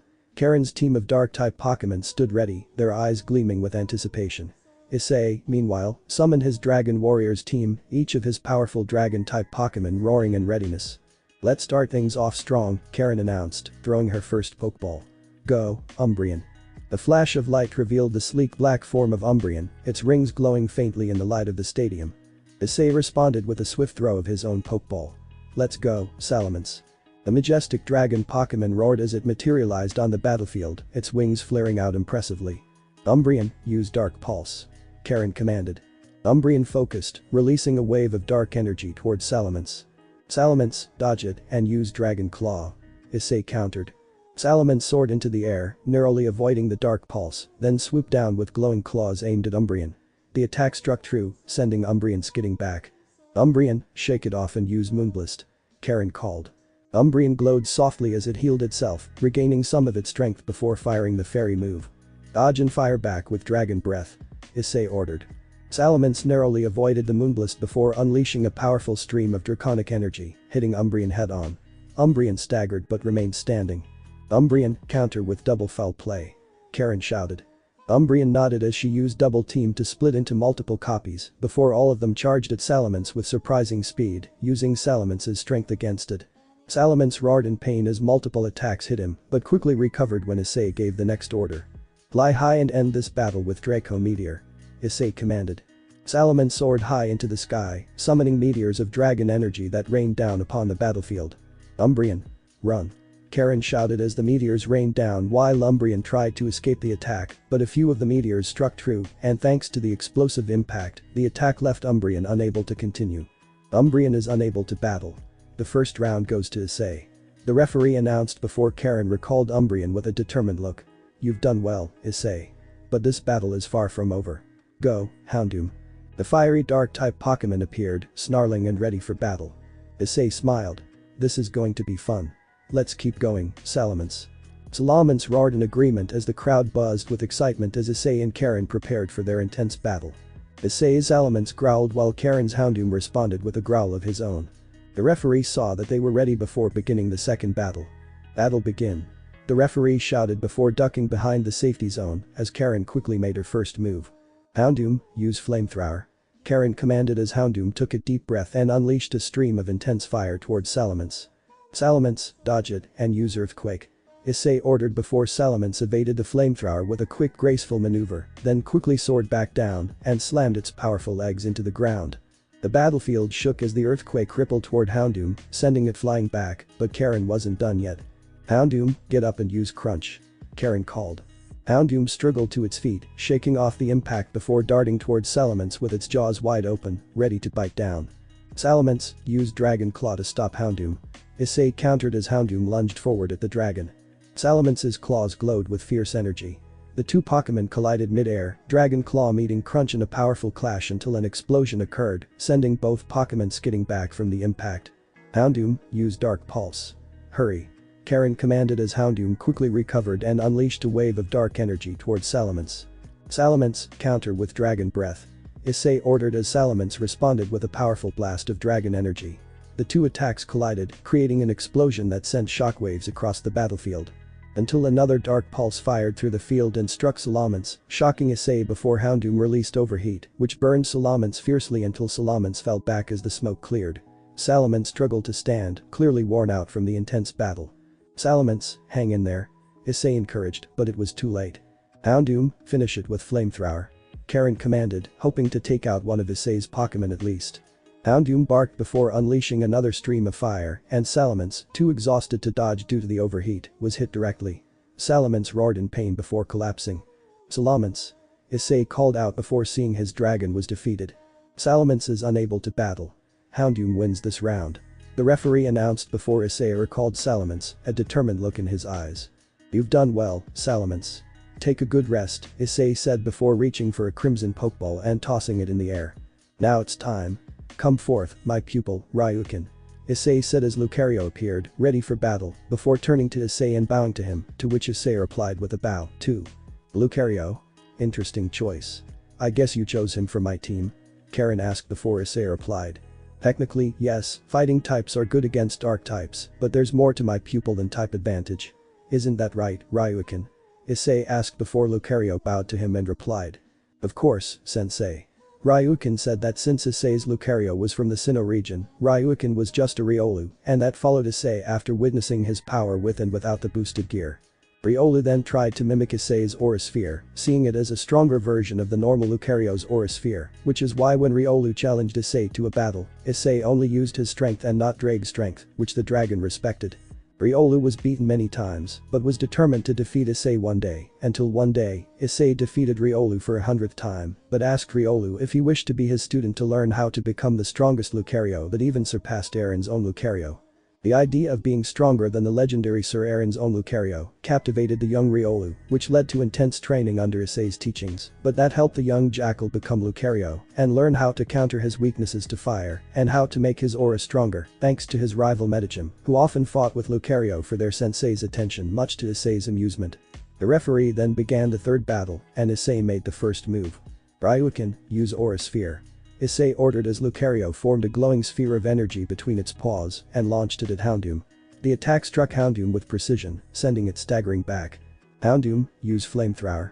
Karen countered before Houndoom unleashed another stream of fire, but Lucario stood firm, enduring the flames with remarkable resilience, as if the flames didn't even harm him. These flames, Lucario said as he walked through the flames, which shocked Karen before Houndoom turned up the heat, but the flames barely harmed Lucario, since the flames from his sensei were much stronger and hotter than the flames of the dog in front of him. Lucario then got closer and closer to Houndoom until his eyes opened with resolve. Are nowhere near as hot as my sensei's. Ryukin, finish him with close combat.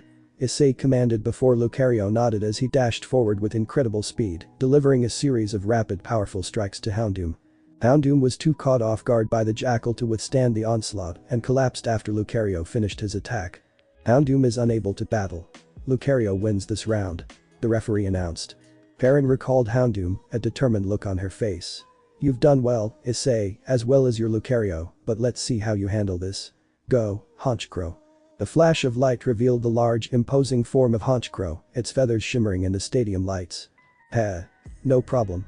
Issei said before looking at Ryukin, who nodded and wished to continue fighting. Alright then. Ryukin, use Thunder Punch. Issei ordered before Lucario's fist crackled with electricity as he charged toward Honchkrow, who was caught off guard by the speed of the jackal before he could take off. Lucario then delivered a powerful punch that sent Honchkrow reeling back before Karen and her partner got their bearings. Not this time. Honchkrow, use Night Slash. Karen commanded. Honchkrow quickly recovered and dashed forward, its claws glowing with dark energy, but this didn't even faze Lucario, since the jackal could see the Honchkrow going extremely slow to its eyes. Ryukin, counter with Bone Rush. Issei countered, saying that Lucario summoned a glowing bone staff in his hands and blocked Honchkrow's attack before striking back with rapid, precise hits that aura also enhanced. The attack sent Honchkrow crashing to the ground, unable to continue, much to the arena's shock. Honchkrow may be fast against some flying types, but against my student who's traveled with me since Sinnoh and fought through more skilled and faster flyers. Ryukin won't be brought down so easily, Issei stated before the referee concluded the battle. Honchkrow is unable to battle. Lucario wins this round. The referee announced before Karen recalled Honchkrow, her eyes blazing with determination. You've done well, Issei. But let's see how you handle this. Go, Murkrow. The flash of light revealed the small, dark bird Pokémon, its eyes gleaming with mischief, but Lucario and Issei didn't seem fazed by the smaller bird, since it surprised him that Karen didn't have another dark type on the team. Just end this quickly, Ryukin. Use Aura Sphere. Issei ordered, with Lucario nodding as it formed a glowing sphere of energy between its paws and launched it at Murkrow. The attack struck true, even while Murkrow was flying, sending Murkrow flying back to the ground. Murkrow, fly high and use Drill Peck. Karen called out before Murkrow steadied itself and shot forward with its beak spinning like a drill. Ryukin, counter with Smackdown. Issei countered as Lucario's fist glowed with yellow-like energy as it met Murkrow's Drill Peck, the two attacks clashing in a burst of energy, before Murkrow was sent into the ground from the impact, being buried in the arena, unable to continue. Murkrow is unable to battle. Lucario wins this round. The referee announced before Karen recalled Murkrow, a smile on her face, even though she's lost 4 Pokémon and Issei only 1. You've done well, Issei. I'm impressed since you are definitely as strong as the rumors say, but let's see how you handle my next Pokémon. Go, Vileplume. The flash of light revealed the colorful form of Vileplume, its large petals releasing a sweet scent into the air. Issei recalled Lucario, who didn't seem to mind as Ryukin walked towards his sensei and sat on the ground before meditating. The referee allowed this as Issei threw another Pokeball. Let's go, Dracodon. The evolved form of Dredigan, now a powerful dragon and rock-type Pokémon, materialized on the battlefield, its rocky scales glistening. Meet Dracidon. He's a special evolution that only occurs in caves when Drudigan is on Iron Island. Issei said before Karen asked. But wouldn't that make Dracidon a steel and dragon type instead? No. For you to see, this evolution was lost to time due to the same location as Iron Island in the past, which was not a place filled with extremely large amounts of minerals. In the past Sinnoh, large amounts of minerals were actually found there and it was rich in rock, steel, and ground types. Still, Dracidon and other Pokémon were able to use those minerals to help its body become stronger, and the minerals made his scales and body even stronger. Issei said before chuckling at his explanation. But let's skip the history lesson for now and get back to the battle. Issei said before doing a come-on motion, which made Karen smile. Vileplume, use solar beam. Karen commanded. Vileplume began absorbing sunlight, preparing to unleash a powerful beam of energy. Dracidon, use mineral shield.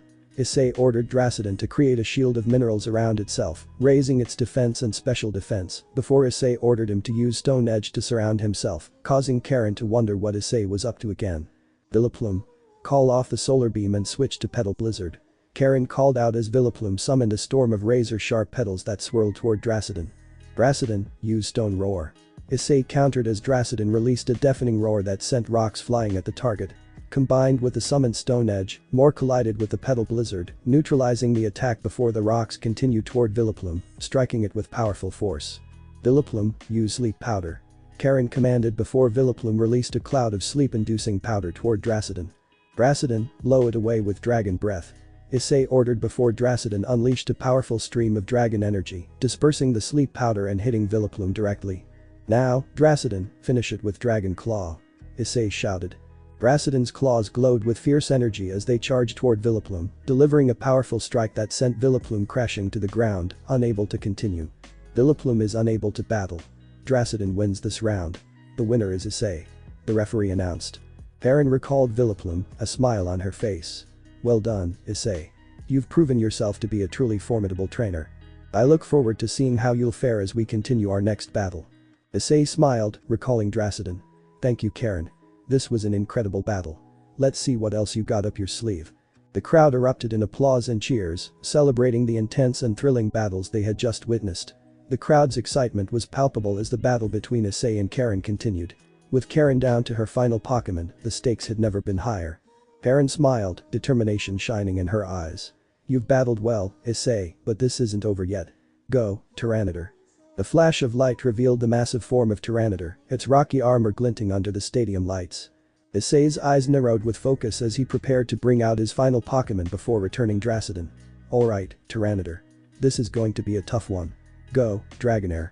Dragonair emerged from the Pokeball, its mole wings flaring out as it roared, ready for battle, curling around Issei, which made him laugh a bit at the affectionate dragon, before telling her that it was time to battle.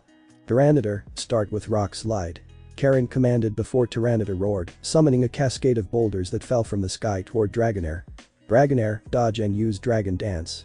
Issei ordered as Dragonair skillfully evaded the falling rocks and began to perform a graceful dance, its body glowing with increased power and speed. Now, use Aqua Tail. Issei commanded as Dragonair's tail glowed with water energy as it charged toward Tyranitar, striking it with a powerful tail whip. Tyranitar roared in pain, staggering back. Tyranitar, use Thunder Fang. Karen countered. Tyranitar's fangs crackled with electricity as it lunged at Dragonair, sinking its teeth into Dragonair's side. Dragonair winced but quickly shook Tyranitar off before slapping him with another Aqua Tail. Dragonair, use Hurricane.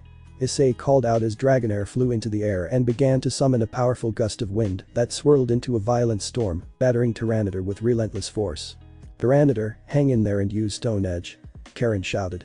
Tyranitar, despite the raging storm, summoned sharp stones from the ground and hurled them at Dragonair.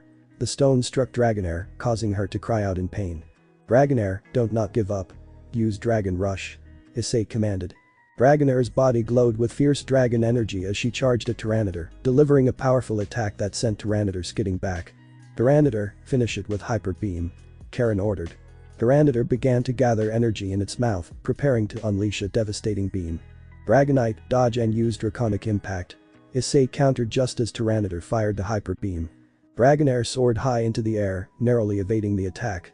She then summoned the energy of Giga Impact, but this one seemed to be made of dragon energy, before she flew from the sky and slammed into Tyranitar, the impact of which caused massive explosions. The battlefield shook as the attack struck Tyranitar, and when the dust finally settled, Tyranitar was down, unable to continue. Tyranitar is unable to battle. The winner is Issei. The referee announced. The stadium erupted into cheers and applause as Issei and Karen recalled their Pokémon. Both trainers met in the center of the battlefield, shaking hands and exchanging smiles. "That was an incredible battle, Issei," Karen said, her eyes filled with respect. "You've truly earned this victory." "Thank you, Karen," Issei replied, equally respectful. "You were an amazing opponent. I've learned a lot from this battle." As the crowd continued to cheer, Issei knew that this was only the beginning. With Karen now the Johto champion, the league had entered a new era, and Issei was more determined than ever to continue pushing his limits and growing as a trainer. Steven was clapping as he walked towards Issei to congratulate him. "I must say that it was truly impressive, and you exceeded my expectations, since I never knew you would be able to use such skilled Pokémon. The rumors don't do you justice, which is why I wish to propose a counter to the original proposal," Steven said, which confused Issei before holding out a hand to Issei. "I wish to challenge you tomorrow, a full 6 battle with my strongest Pokémon versus any 6 you choose. After witnessing your battle with Karen, I couldn't just wait for you to battle my Elite Four, and they think you are ready to face me as well, so will you honor my request?" Steven asked Issei in awe of the opportunity before him until he looked at Korra, who seemed excited about the opportunity before nodding his way. This gave Issei the encouragement he needed as he shook Steven's hand. "You got a deal, champion Steven. I look forward to our battle," Issei said as the gym leaders, Elite Four, and champions were excited about another champion battle, much to the amusement of a certain Sinnoh champion who was smiling down at Issei's expression. Soon, you'll become a champion, and we'll be able to celebrate it with you," Cynthia said while rubbing her thighs together and blushing while touching the area on her bust that Issei marked her with his teeth along with Ursula, who was definitely part dragon somewhere, before imagining Ursula and Issei marking her once again with their claws and fangs. While the others were excited, no one seemed to notice how a certain grass-loving gym leader was looking at a text that came from her colleagues who were investigating the strange Pokémon that they're starting to call Paradox Pokémon from Paldea, along with information on the professors responsible for said region. "I need to inform Lord Issei at once," the gym leader said while also smiling at his gaze meeting her own, which sent shivers down her spine, wishing that she could receive more than a mere gaze, but controlled herself since she knew there was a time and place for business and pleasure, but now it was strictly business. Unfortunately, Hone was about to receive a dangerous welcome from Paldea as a portal opened to reveal a large Pokémon resembling a mechanical dolphin. It possesses 4 limbs and a gunmetal gray body. Its tusks are deep gray, almost black tusks. It has a long trunk like an elephant that goes up its back, over its head, and to its tail. The trunk glows red and black. It possesses dark red eyes that are nearly hidden by its nose. Iron Tread scanned the area meticulously, its dark red eyes glowing with an eerie intensity. As it moved, its mechanical joints emitted a low, grinding hum, adding to its intimidating presence. The future Pokémon's advanced sensors locked onto its target signal. The Iron Serpent Miraidon. Target: Iron Serpent Miraidon. Scanning, locate and capture. Its voice, a cold and robotic monotone, echoed through the area. The ground beneath it resonated with the sheer power of its feet. Iron Treads continued its methodical search, using its trunk to analyze and track the faint energy signatures left behind by Miraidon until it found a particular substance that was combined with electricity. Target located. Initiating pursuit. Iron Treads then began to move with surprising agility for its eyes. The red and black glow of its trunk pulsed rhythmically, scanning every inch of the terrain. Iron Tread sensors detected a spike in energy near a cluster of rocky hills, not far from its current position. Rustboro City, or more specifically, the gym. Target located. Preparing for engagement. Iron Treads then began to charge forward, its immense bulk shaking the ground. The local Pokémon fled in panic, sensing the impending confrontation. Iron Tread's glowing trunk extended forward, ready to unleash its devastating power upon Miraidon. Meanwhile, Miraidon, who wasn't a part of the group that witnessed Ash's battle, was surprised when her scanners picked up a familiar being approaching the city.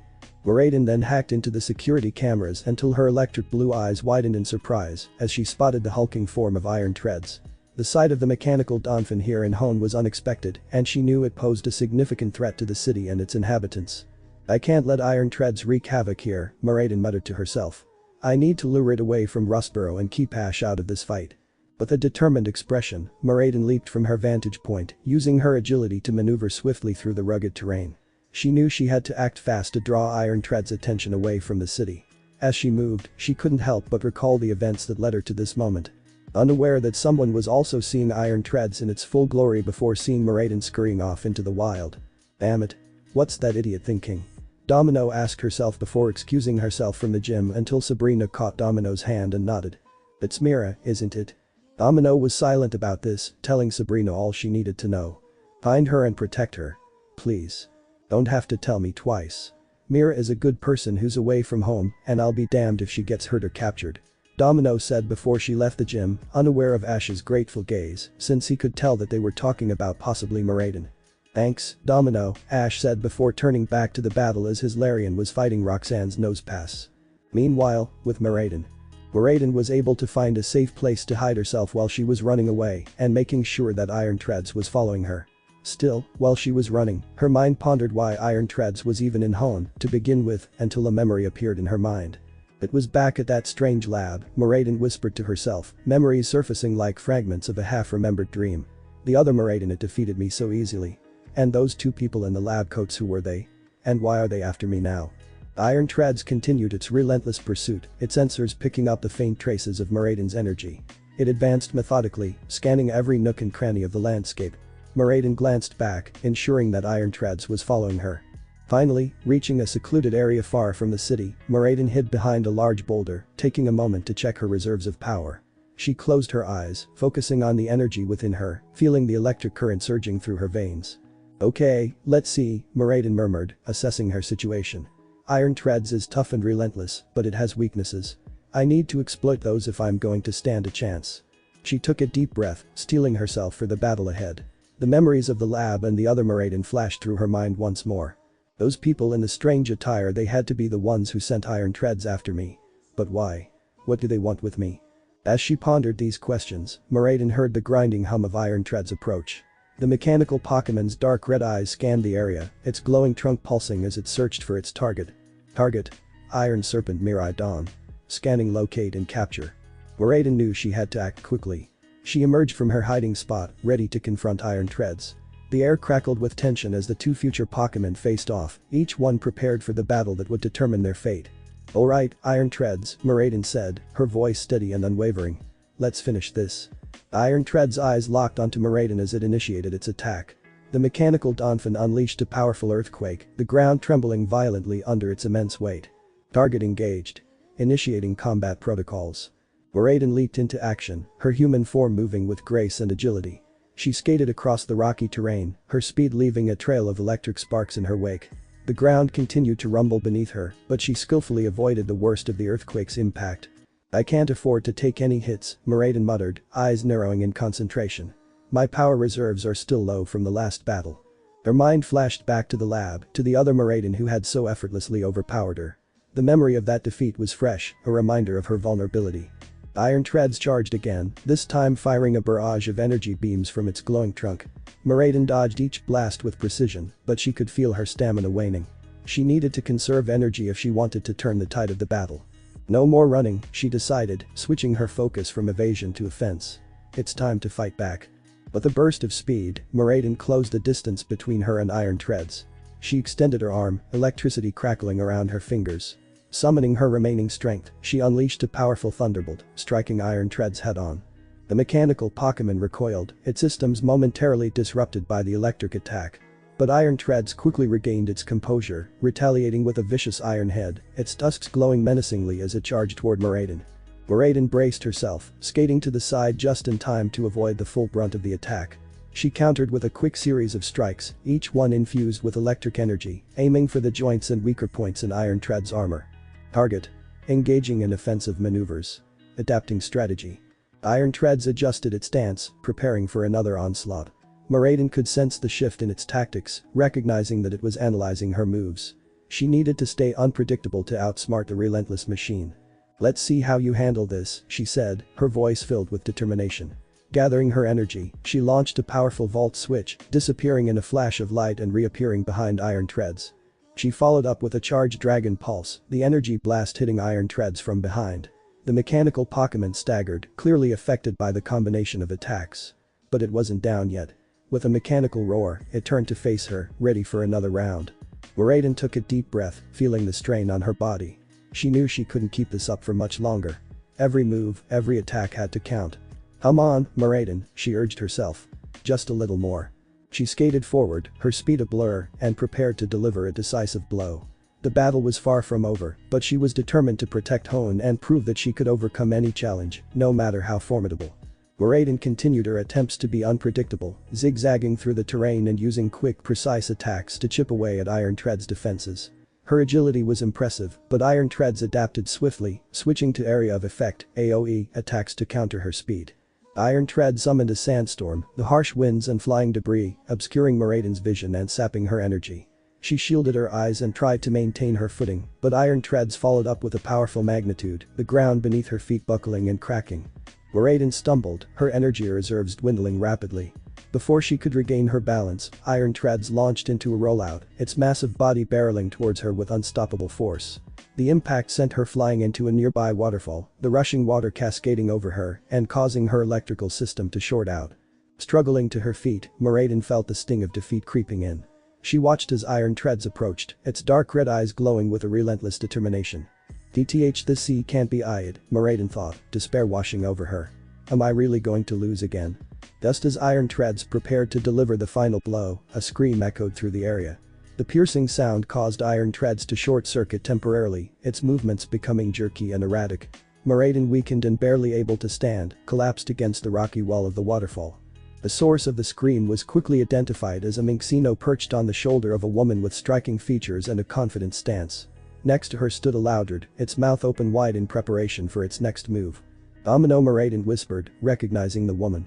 Domino, wearing noise-canceling headphones, smirked as she gave her Pokémon their orders. Minxino, Loudred, let's finish this. Use Sonic Doom. Minxino and Loudred combined their boomburst and echoed voice, creating a devastating sonic attack.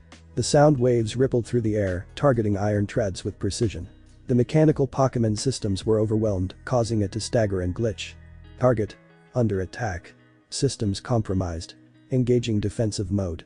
Iron Tread struggled to maintain its footing, but the combined force of Sonic Doom was too much. Its movements became sluggish, and it eventually collapsed, unable to withstand the assault. Domino approached Meraiden, her expression softening slightly as she saw the weakened state of the once powerful future Pokémon. Looks like you could use a hand. Meraiden, still shorted out from the waterfall, could only nod weakly in response. She felt a mixture of relief and gratitude as Domino knelt beside her, offering support. You did well, Domino said, her voice reassuring. But you need to recover. We'll deal with Iron Treads together. Meraiden nodded again, her eyes closing as exhaustion took over.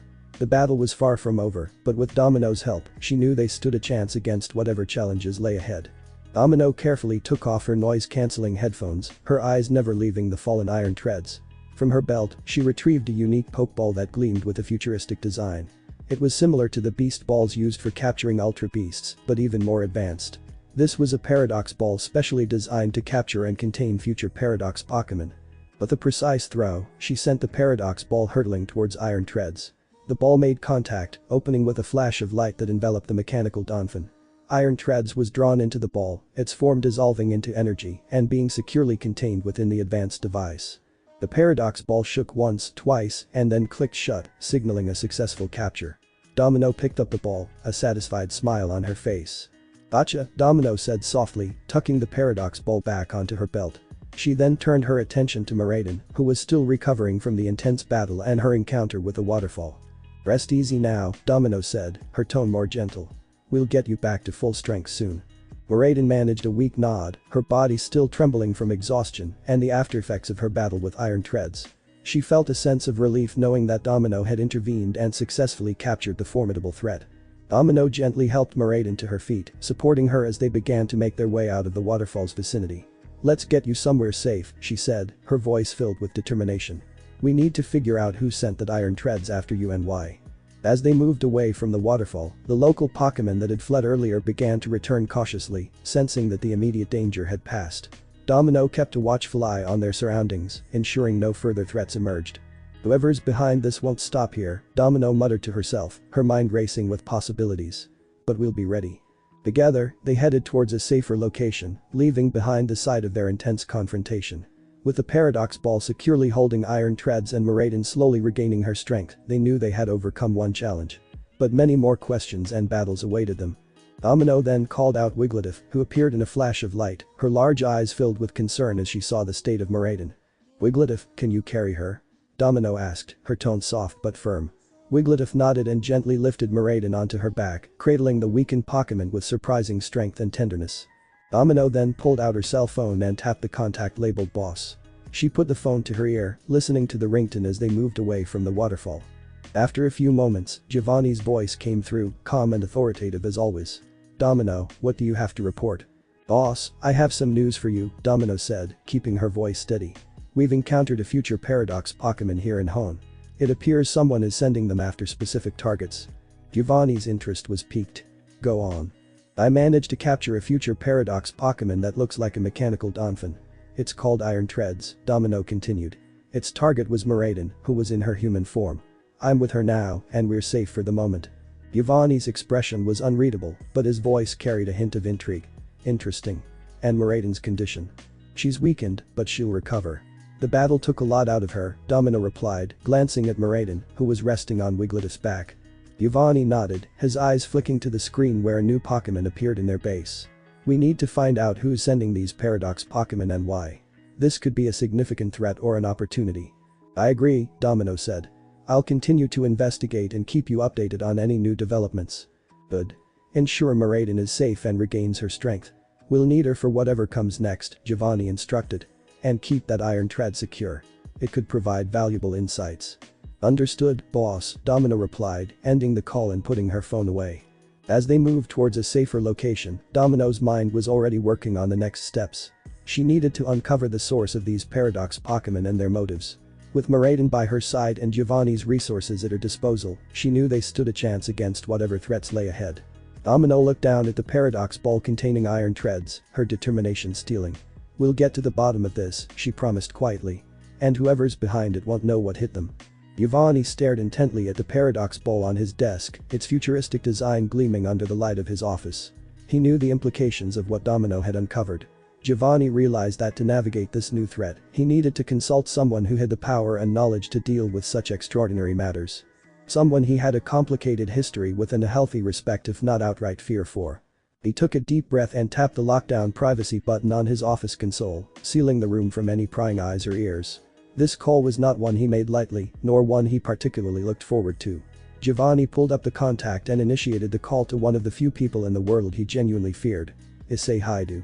Meanwhile, Issei was alone in his private room, taking a moment to relax and reflect after his recent intense battles.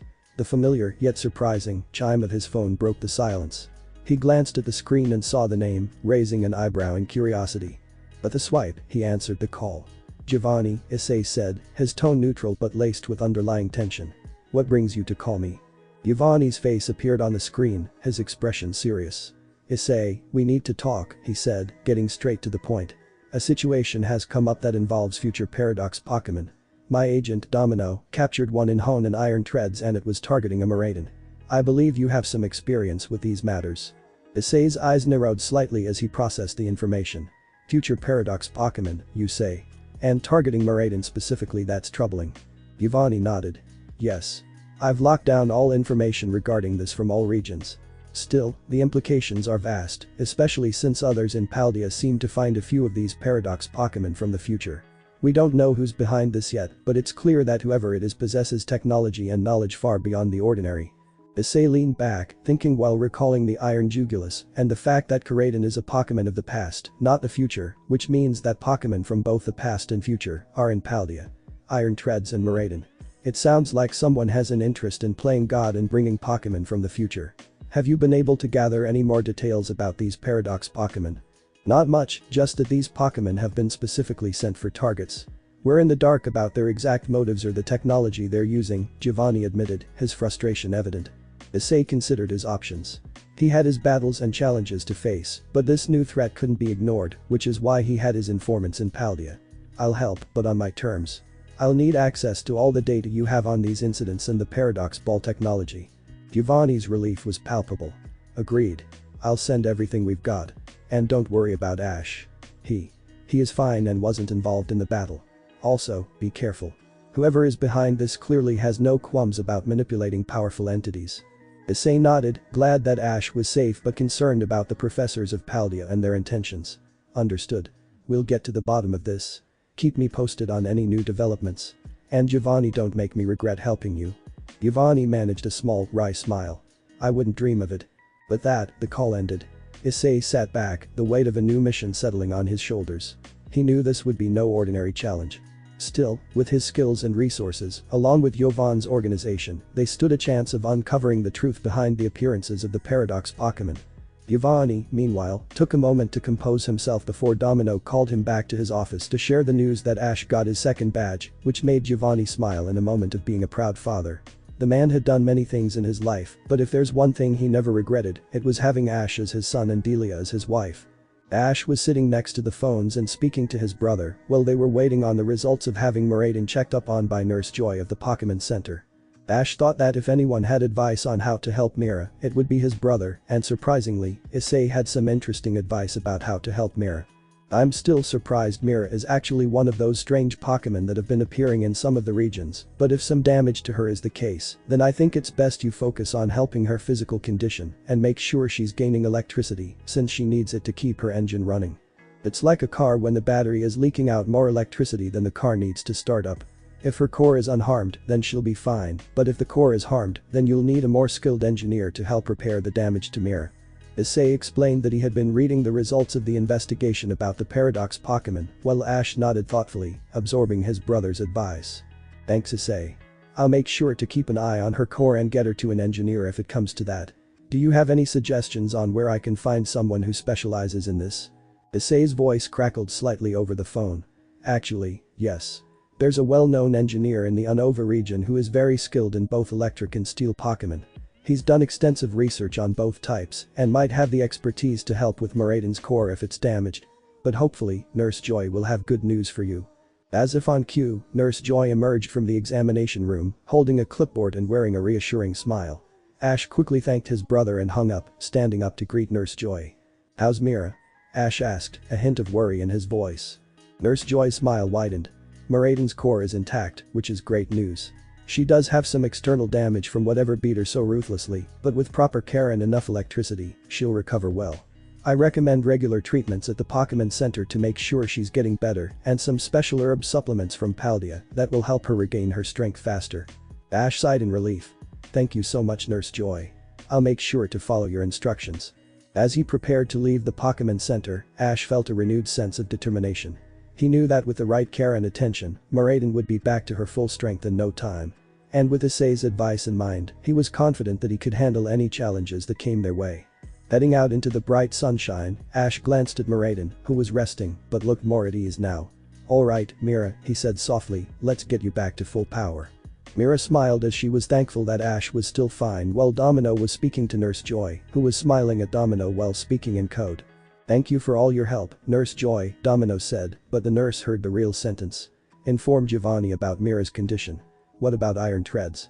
Nurse Joy nodded subtly, responding in the same coded manner. Of course, it's always a pleasure to help, she said, her eyes conveying a different message. Miraiden's core is stable, but she's vulnerable. Iron Treads has been sent to the base for further analysis to see if we could find its origin location. Domino gave a polite nod before turning to Ash. Ash, it looks like Mira's going to be just fine. Do you need any help with her recovery? She asked, her tone friendly, but her eyes calculating. Ash, oblivious to the underlying tension, smiled gratefully. Thanks, Domino, but I think we've got it covered. I'm just glad she's going to be okay. Domino's smile didn't quite reach her eyes. That's great to hear. Well, if you need anything, don't hesitate to ask. I'll be around. As Domino walked away, Ash couldn't shake a feeling of unease. Something about the way she interacted with Nurse Joy felt off, but he pushed the thought aside, focusing on Miraiden's recovery. Alright, Mira, Ash said, patting her gently. Let's get you some rest and those supplements Nurse Joy mentioned. As Ash and Miraiden left the Pokemon Center, Domino made a quick call to Giovanni, her expression serious. Giovanni, I have an update on Miraiden. Her core is stable, but she's vulnerable right now. And Iron Treads is headed back to back thanks to the transportation device. What are your orders? Giovanni's voice was cold and calculating. Keep an eye on Ash and Miraiden. Report any significant changes to Miraiden immediately. And we'll keep an eye on this Iron Treads. We should be able to locate where they were brought from before we make a move. Domino nodded. Understood. I'll keep you updated. As she hung up, Domino's mind was already racing with plans. She knew she had to tread carefully, but the potential power of Muraden and Iron Treads was too valuable to ignore since it would help Team Rocket locate a dangerous enemy and put them down. And Domino would do whatever it took to ensure Team Rocket came out on top. Still, Domino was glad Mira was alright since she was worried about the Iron Serpent's condition, but thankfully, Nurse Joy was able to look after her very well. But something still bothers me. Who was it that sent Iron Treads after Muraden, and why do they want her? Domino asked herself, but there was actually one person who knew the answer to that question. Someone who was brought from another world. And that someone was none other than Issei. Due to his cult, the Dragon Guardians, they were finished with their investigation of the Paradox Pokemon that were showing up in Paldea and now Hone. Fortunately, one of said guardians was able to receive the information from the others in Paldea, leaving Issei with Gardenia, the Sinnoh Grass-type gym leader, who was currently purring in joy as she rubbed her head on his lap like an affectionate cat that's reunited with its master. The day must have been a long day. You're not usually this hungry for affection right off the bat. Issei said since he recalled Gardenia being this affectionate with her grass Pokemon, but when she became a member of the Dragon Guardians, let's say that she became a loyal member of the cult. Which led to her loving her master gentle and caring side so much as if he was a protector to all creatures big and small, which made sense since Issei has saved their world many times from threats that would have destroyed it. Issei smiled as he petted Gardenia, feeling a deep sense of contentment. Despite the ongoing concerns about the Paradox Pokemon and the threats they posed, moments like these reminded him of the simple joys in life. Gardenia's purring was soothing, a reminder of the bond they shared through the Dragon Guardians. Gardenia, you've really become quite the affectionate member of our group, Issei said, his tone warm. I'm glad you're here with us, helping with the investigation and providing support. Gardenia nuzzled closer, her eyes closing in contentment. I'm just happy to be here, Issei-sama. The work we do is important and it's a pleasure to serve alongside you and the others. Gardenia found joy and bliss in Issei when he was either complimenting her or being affectionate with her, which made the grass specialist love her master, even when he planted his seed into her, when she was given one wish, when she helped a great deal in dealing with Team Galactic's forces, when Issei called his guardians to assist him in battle. Issei then opened his mouth and revealed his teeth, which made Gardenia wet herself before stifling her moans as she felt Issei mark her neck. That made Gardenia feel so blessed by her master until Issei then took off Gardenia's clothes, which made Gardenia blush a bit as she covered her bust while on her master's bed. Gardenia. Don't hide from me since you are so beautiful, just like an extremely rare flower that is one of its kind, but requires a special touch to truly bring out its inner beauty. Issei said, which made Gardenia blush as she took off her hands to reveal her C-cup bust, which made her feel inferior to the other women in the cult since they were more developed than her in many other areas, even with the blessing that her master gave to him when he first marked her in bed. Issei growled a bit since he cared about each of his mates and decided to help her destroy the doubts in Gardenia's heart. He then ate her and rubbed her breasts, which made Gardenia moan lewdly due to her chest being sensitive but loving her master's touch until they're parted with Gardenia panting heavily just after one dot. Issei-sama. Please water my flower. Gardenia said as she flipped over to reveal the roots of her flower which Issei obliged as he began to water her root so much she became waterlogged and collapsed on the bed with a smile on her face before Issei took her to the bathroom of his room and cleaned her up as well as himself. I take it the rose has been pleased. In more ways than one. Haha. Ah, there's my partner, and I think you weren't this confident in yourself when we first started in this world when Arceus brought us to the world. Drake said, which made Issei feel a bit nostalgic. He recalled the first day Arceus summoned him to her world. I remember that day all too well. It was when Azazel and I were going to begin training, thinking I would train with Tannen. Issei said before reminiscing about the day he was isolated in another world. Flashback. Where am I? Issei asked himself before looking to see he was in a large room that looked similar to a throne room until he heard a voice speak to him. Azazel wasn't wrong. You're even more handsome in person. The voice said, making Issei turn to see that the beautiful feminine voice was from a goddess standing before him. The woman had long silver hair with eyes that looked like that of perfectly cut emeralds. Her body was sculpted to perfection. She had a healthy K-cup bust, with amazingly flared hips and a nice round ass. The woman's thighs were nicely toned, while her lovely long legs were incredibly smooth. And lastly, the goddess-like woman wore a white and grey kimono with gold accents. The woman in question summoned 2 cushions and a small table in front of her that had a bow of tangerines and a steaming pot of tea, along with 2 cups. Greetings, Issei, the Red Dragon Emperor. I'm very relieved to have found you before you began your so-called training with that one of dragon. The woman said as she gestured to the cushion in front of her. Would you care for some tea and tangerines? You must be starved after hardly eating anything after your battle with Vali. the woman said as she soon took a seat on one of the cushions and began pouring a cup of tea for herself and Issei. Issei watched the woman closely as she poured him some tea. Issei got distracted by the woman's large chest for a moment before he snapped himself out of it and sat down on the other cushion behind him. The beautiful woman smiled inwardly as she was proud of her choice of attire since she was hoping she would be able to show off her body and assets. As she finished pouring the tea, the woman gave it to Issei, who thanked her after receiving it before he took a sip of it. Issei's eyes widened before he smiled. Wow. That's some amazing tea. It's actually better than the tea that Akeno normally brews. Issei complimented, making the woman smile and mentally patting herself on the back for studying the amateur way to make tea, just like Akeno did in the clubroom. Well, I'm glad you enjoyed it. Before we continue, allow me to introduce myself. My name is Arceus, the goddess and mother of all Pokemon. Now then, about your predicament. I wanted to give you something that I think you'll be very interested in. Arceus said as Issei raised a brow, hoping that it wasn't the common trope seen in many isekai anime. And before you say anything, no, you do not have to defeat some demon lord like in those anime you watched as a kid. Arceus said, much to Issei's shock. This made the goddess smirk mischievously before she pulled out a red dragon plushie from her bosom, much to both Issei and Drake's surprise. Whoa. Indeed. Arceus giggled at their response to her pocket dimension in her bosom before speaking to them. You could say that I'm quite a fan of yours and that I've watched your world quite a few times now, since it can get rather boring around here. Now, many would say that your wish to become harem king is a pipe dream, but you are very determined to make it come true while caring for the ones you love the most. However, I've noticed in your heart and mind that your relationship with the girls is more friends than lovers. Is there a reason why, since I assumed your first lover was that Gremory girl, right? Issei rubbed the back of his head before he replied to her. Well, that's not really true, Issei said before taking a sip of his tea and replied. Riaz and I are more master and servant but good friends. Akeno does flirt with me, but it's more for her teasing pleasure. Asia and I are dating for real, but as for Irina, it's a bit awkward since she's an angel and doesn't want to fall, so she can't exactly indulge in sexual desires or thoughts. As for Zenobia, she wants to bear my child since I'm the red dragon, so I'm not hoping she will change her mind and try a real relationship. Issei said that Riaz and Akeno were wonderful, but the former preferred having a platonic relationship with him, while Akeno seemed to enjoy messing with him for fun. Asia and Irina were the only girls in their group who seemed interested in him genuinely, so he asked them out, and they were happy to be his girlfriends, which was easier for the nun than the angel, due to her not being able to think of sexual things unless she wishes to become a fallen. Zenobia and Kaneko, on the other hand, are basically the same since the former exorcist said she wants his baby and has tried many times to bear his child, while his relationship with Kaneko is the same. I see, Arceus said before placing her cup down and getting down to business. Now, I'm sure you are wondering why I summoned you here, but first, I wish to inform you that Azazel is aware of where you are and personally asked me to help you grow, since he was concerned about you being stronger in your future battles. Azazel said that being here would allow you to not only improve your strength, but also gain new perspectives and experiences that could prove crucial in the battles ahead.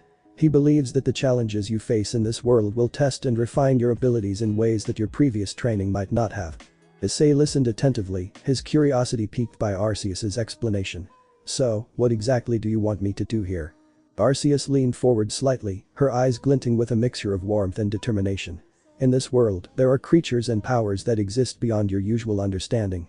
The Pokemon, for instance, are integral to this world's balance. I was hoping you could help maintain that balance, especially now that anomalies like criminal organizations are appearing. Your strength as the Red Dragon Emperor and your unique skills will be invaluable in this task. Issei nodded, taking in the gravity of the situation. I understand. I'll do my best. But why choose me specifically? I know there are other strong beings out there in my world. If you help my world and my chosen one, then I'll explain why I asked for you, Arceus said before she sent Issei to the Pokemon world, where he was in for an exciting but difficult adventure that would help Issei grow as a person. Then flashback. And to think that it was only after Ash and his friends were about to head to the Pokemon League in Kanto that we were able to meet them and become part of the Ketchum family. Drake said, which made Issei smile since he enjoyed meeting with Ash and his friends back in Pallet Town when Ash gained his 8th badge, and the few months they bonded were special to the Ketchum brothers, and it was when the league ended that Issei said he was heading to the Sinnoh region to challenge the gyms there to be a champion of his region one day. Yeah. It really was fun, being able to not only have a little brother, but also a second family. Despite the chaos that we went through while in this world, I grew not only as a person, but a better user of the boosted gear and champion. Indeed you have, and I couldn't be any prouder of you. especially since you were able to get the distortion goddess as one of your mates. Drake chuckled while recalling some of Issei's legendary girlfriends. Issei blushed, recalling the few legendary girlfriends he had before replying to change the subject. It was still strange seeing the original sins here in this world and leading peaceful lives. It's due to them being away from a war and no longer desiring for chaos, they decided to settle down. I'm happy for your senseis since each of them helped you, especially when you were trying to master aura and the fighting styles in the Galar region. That was a chaotic few months since I never would have thought that we would have met the original Mau there on the Isles. Except for Mammon, that is. Issei said, recalling Mustard Sensei, who was really Belphegor, Levia Sensei, and his other sensei. Their conversation was interrupted by a soft beeping sound. Issei glanced at the device on his wrist, a communication tool linking him to the Dragon Guardians network. He tapped it to answer the incoming message. Issei, came the voice of one of the Guardians, we've got a new lead. There's been unusual activity in the Kanto region. It might be related to a paradox Pokémon that just showed up.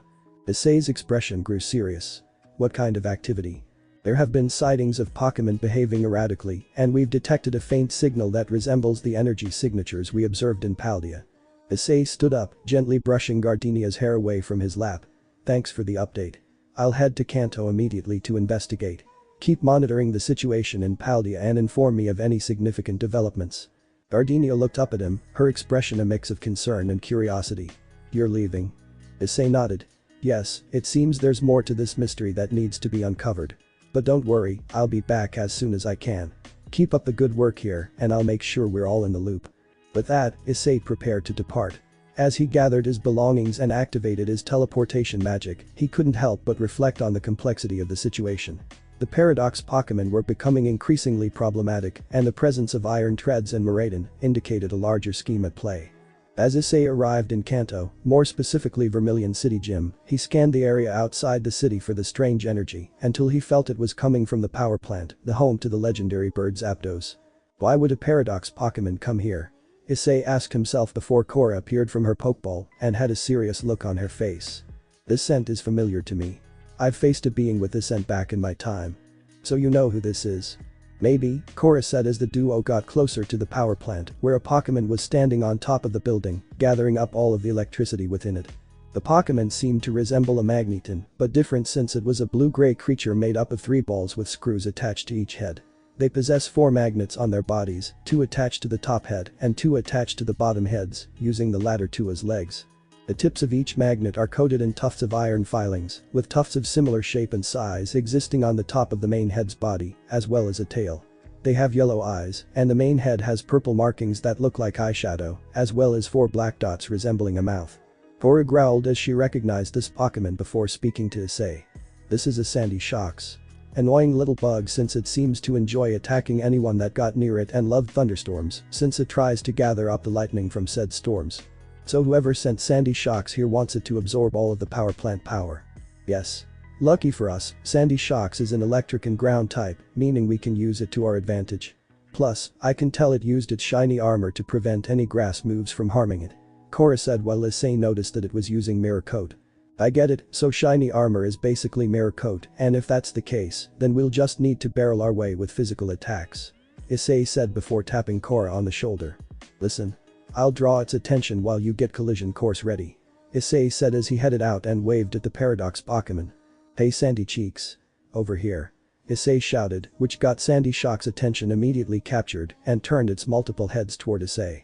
Its yellow eyes gleamed with an electric intensity as it emitted a low, menacing hum. The Pokémon's body crackled with a surge of electricity, its magnetized limbs twitching in anticipation. Korra, watching from her concealed position, began charging up her attack. She knew that Issei's distraction would be crucial in creating the opening she needed. As Sandy Shox focused on Issei, its body pulsed with energy and its movements became increasingly erratic, a clear sign of its agitation. Issei dodged a stray bolt of lightning from Sandy Shock's body, using his agility to stay one step ahead of its attacks. His strategy was working, the paradox Pokémon's attention was thoroughly diverted. Come on, Korra. You ready? Issei called out, his voice ringing with confidence. Almost. Korra responded, her aura flaring as she prepared her move. The tension was palpable as she gathered the energy needed for collision course. Issei could feel the weight of the moment, every second counted. But the final shout, Issei made a daring move, running directly towards Sandy Shox and feigning an attack to keep it engaged. Hey Sandy Shocks. You think you can handle me? He taunted, drawing a burst of electrical energy that exploded around him at the same time when Korra unleashed her collision course, a powerful burst of energy hurtling toward the distracted Pokémon. The attack struck Sandy Shocks with precision, disrupting its electrical absorption and causing it to stagger. The impact was significant. Sandy Shocks recoiled, its grip on the power plant's energy faltering. Issei seized the opportunity, rushing forward to close the distance. Now, Korra. Finish it off. Korra charged in, using her fighting-type moves to exploit Sandy Shock's weaknesses. The Paradox Pokémon, weakened and disoriented, struggled to defend itself against the relentless assault. Within moments, Sandy Shocks was defeated, collapsing onto the power plant's roof with a low, defeated hum. The energy it had gathered began to dissipate, returning to the plant and stabilizing the surrounding area. Issei and Korra surveyed the scene, both relieved and victorious. Nice work, Korra, Issei said, patting his Pokémon on the back. We did it. Korra nodded, her expression one of satisfaction. I'm glad we could stop it before it caused more damage. As they caught their breath, Issei couldn't shake the feeling that this battle was only a part of a larger puzzle. The presence of Sandy Shocks, the recent attacks on Miraidon, and the increasing number of Paradox Pokémon indicated a deeper conspiracy at work. Issei turned to Korra. We need to investigate further. There's more going on here, and I have a feeling this is just the tip of the iceberg. Issei quickly assessed the situation.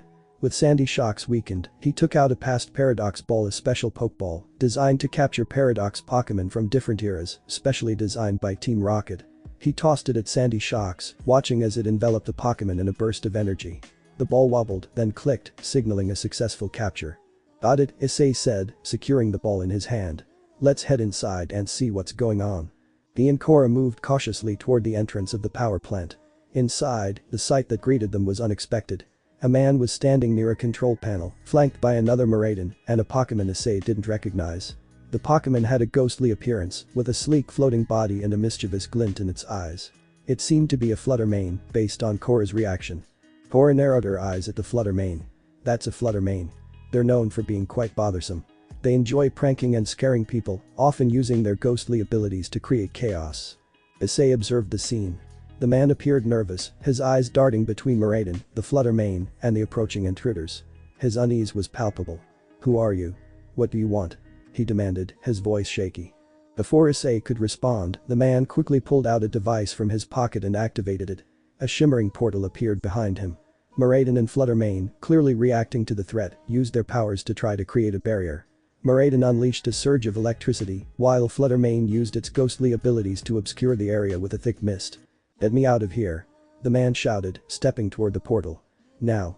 The portal seemed to stabilize, but the scene quickly devolved into chaos. The man and his Pokémon were making their escape when rubble and debris began to fall, blocking the entrance and preventing Issei and Korra from following them. Korra growled in frustration. They're getting away. We need to clear this rubble and follow them. Issei nodded, his mind racing. You handle the rubble. I'll see if I can get any information on their whereabouts from the power plant systems. As Korra used his strength and abilities to move the debris, Issei accessed the control panel, his fingers flying over the keys as he searched for any data on the recent activities or the escape. Sadly, it wasn't easy for them, since they erased the memory drive and destroyed the cameras as well, which was probably why they had Sandy Shocks outside to mess with the cameras and memory drive. Damn it. They covered their tracks, but who was that guy, and who made that portal? I don't know, but he seemed really scared, almost as if he wasn't expecting anyone to show up. Makes sense since he seemed surprised by both of us and especially you. I guess that the portal was probably opened up from Paldea in Area Zero.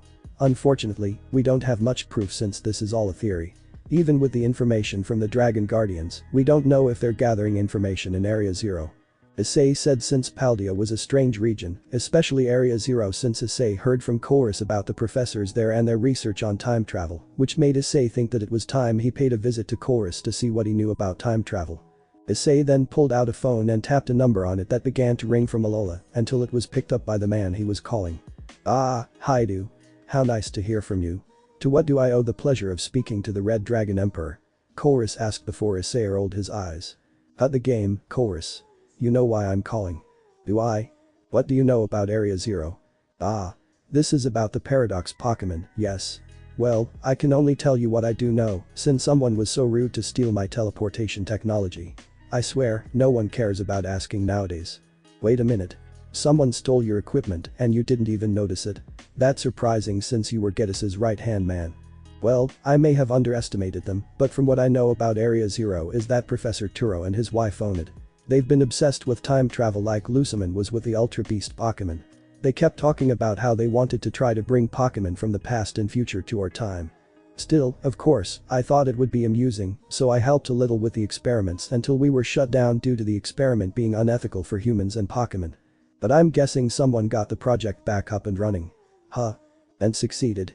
If these Paradox Pokemon are coming from the past and future, then I suggest you head to Paldea after you deal with the Hone Elite Four, since if someone is dealing with time travel, then I'm worried we have a serious problem on hand. Good. Enjoy your prison on Alola. Hey, I have food, shelter, sunshine. It could be worse. Yeah. You could have died if not for me vouching for you, since Amulok seemed to think you were a good person. See you, Chorus. Issei said before hanging up with Korra came up to him and hugged his back, which made Issei sigh in relief before the duo headed back, hoping that it would be easy to deal with Steven and his Elite Four before they headed to Paldea to investigate Area Zero. Thanks for watching this video. If you really enjoy this video, like, subscribe, and comment down below, and turn on that bell notification. Don't forget to support and follow the Nefarious Doctor for writing that awesome fanfic, and also make sure to comment on this story link in the description. See you in the next video. Goodbye.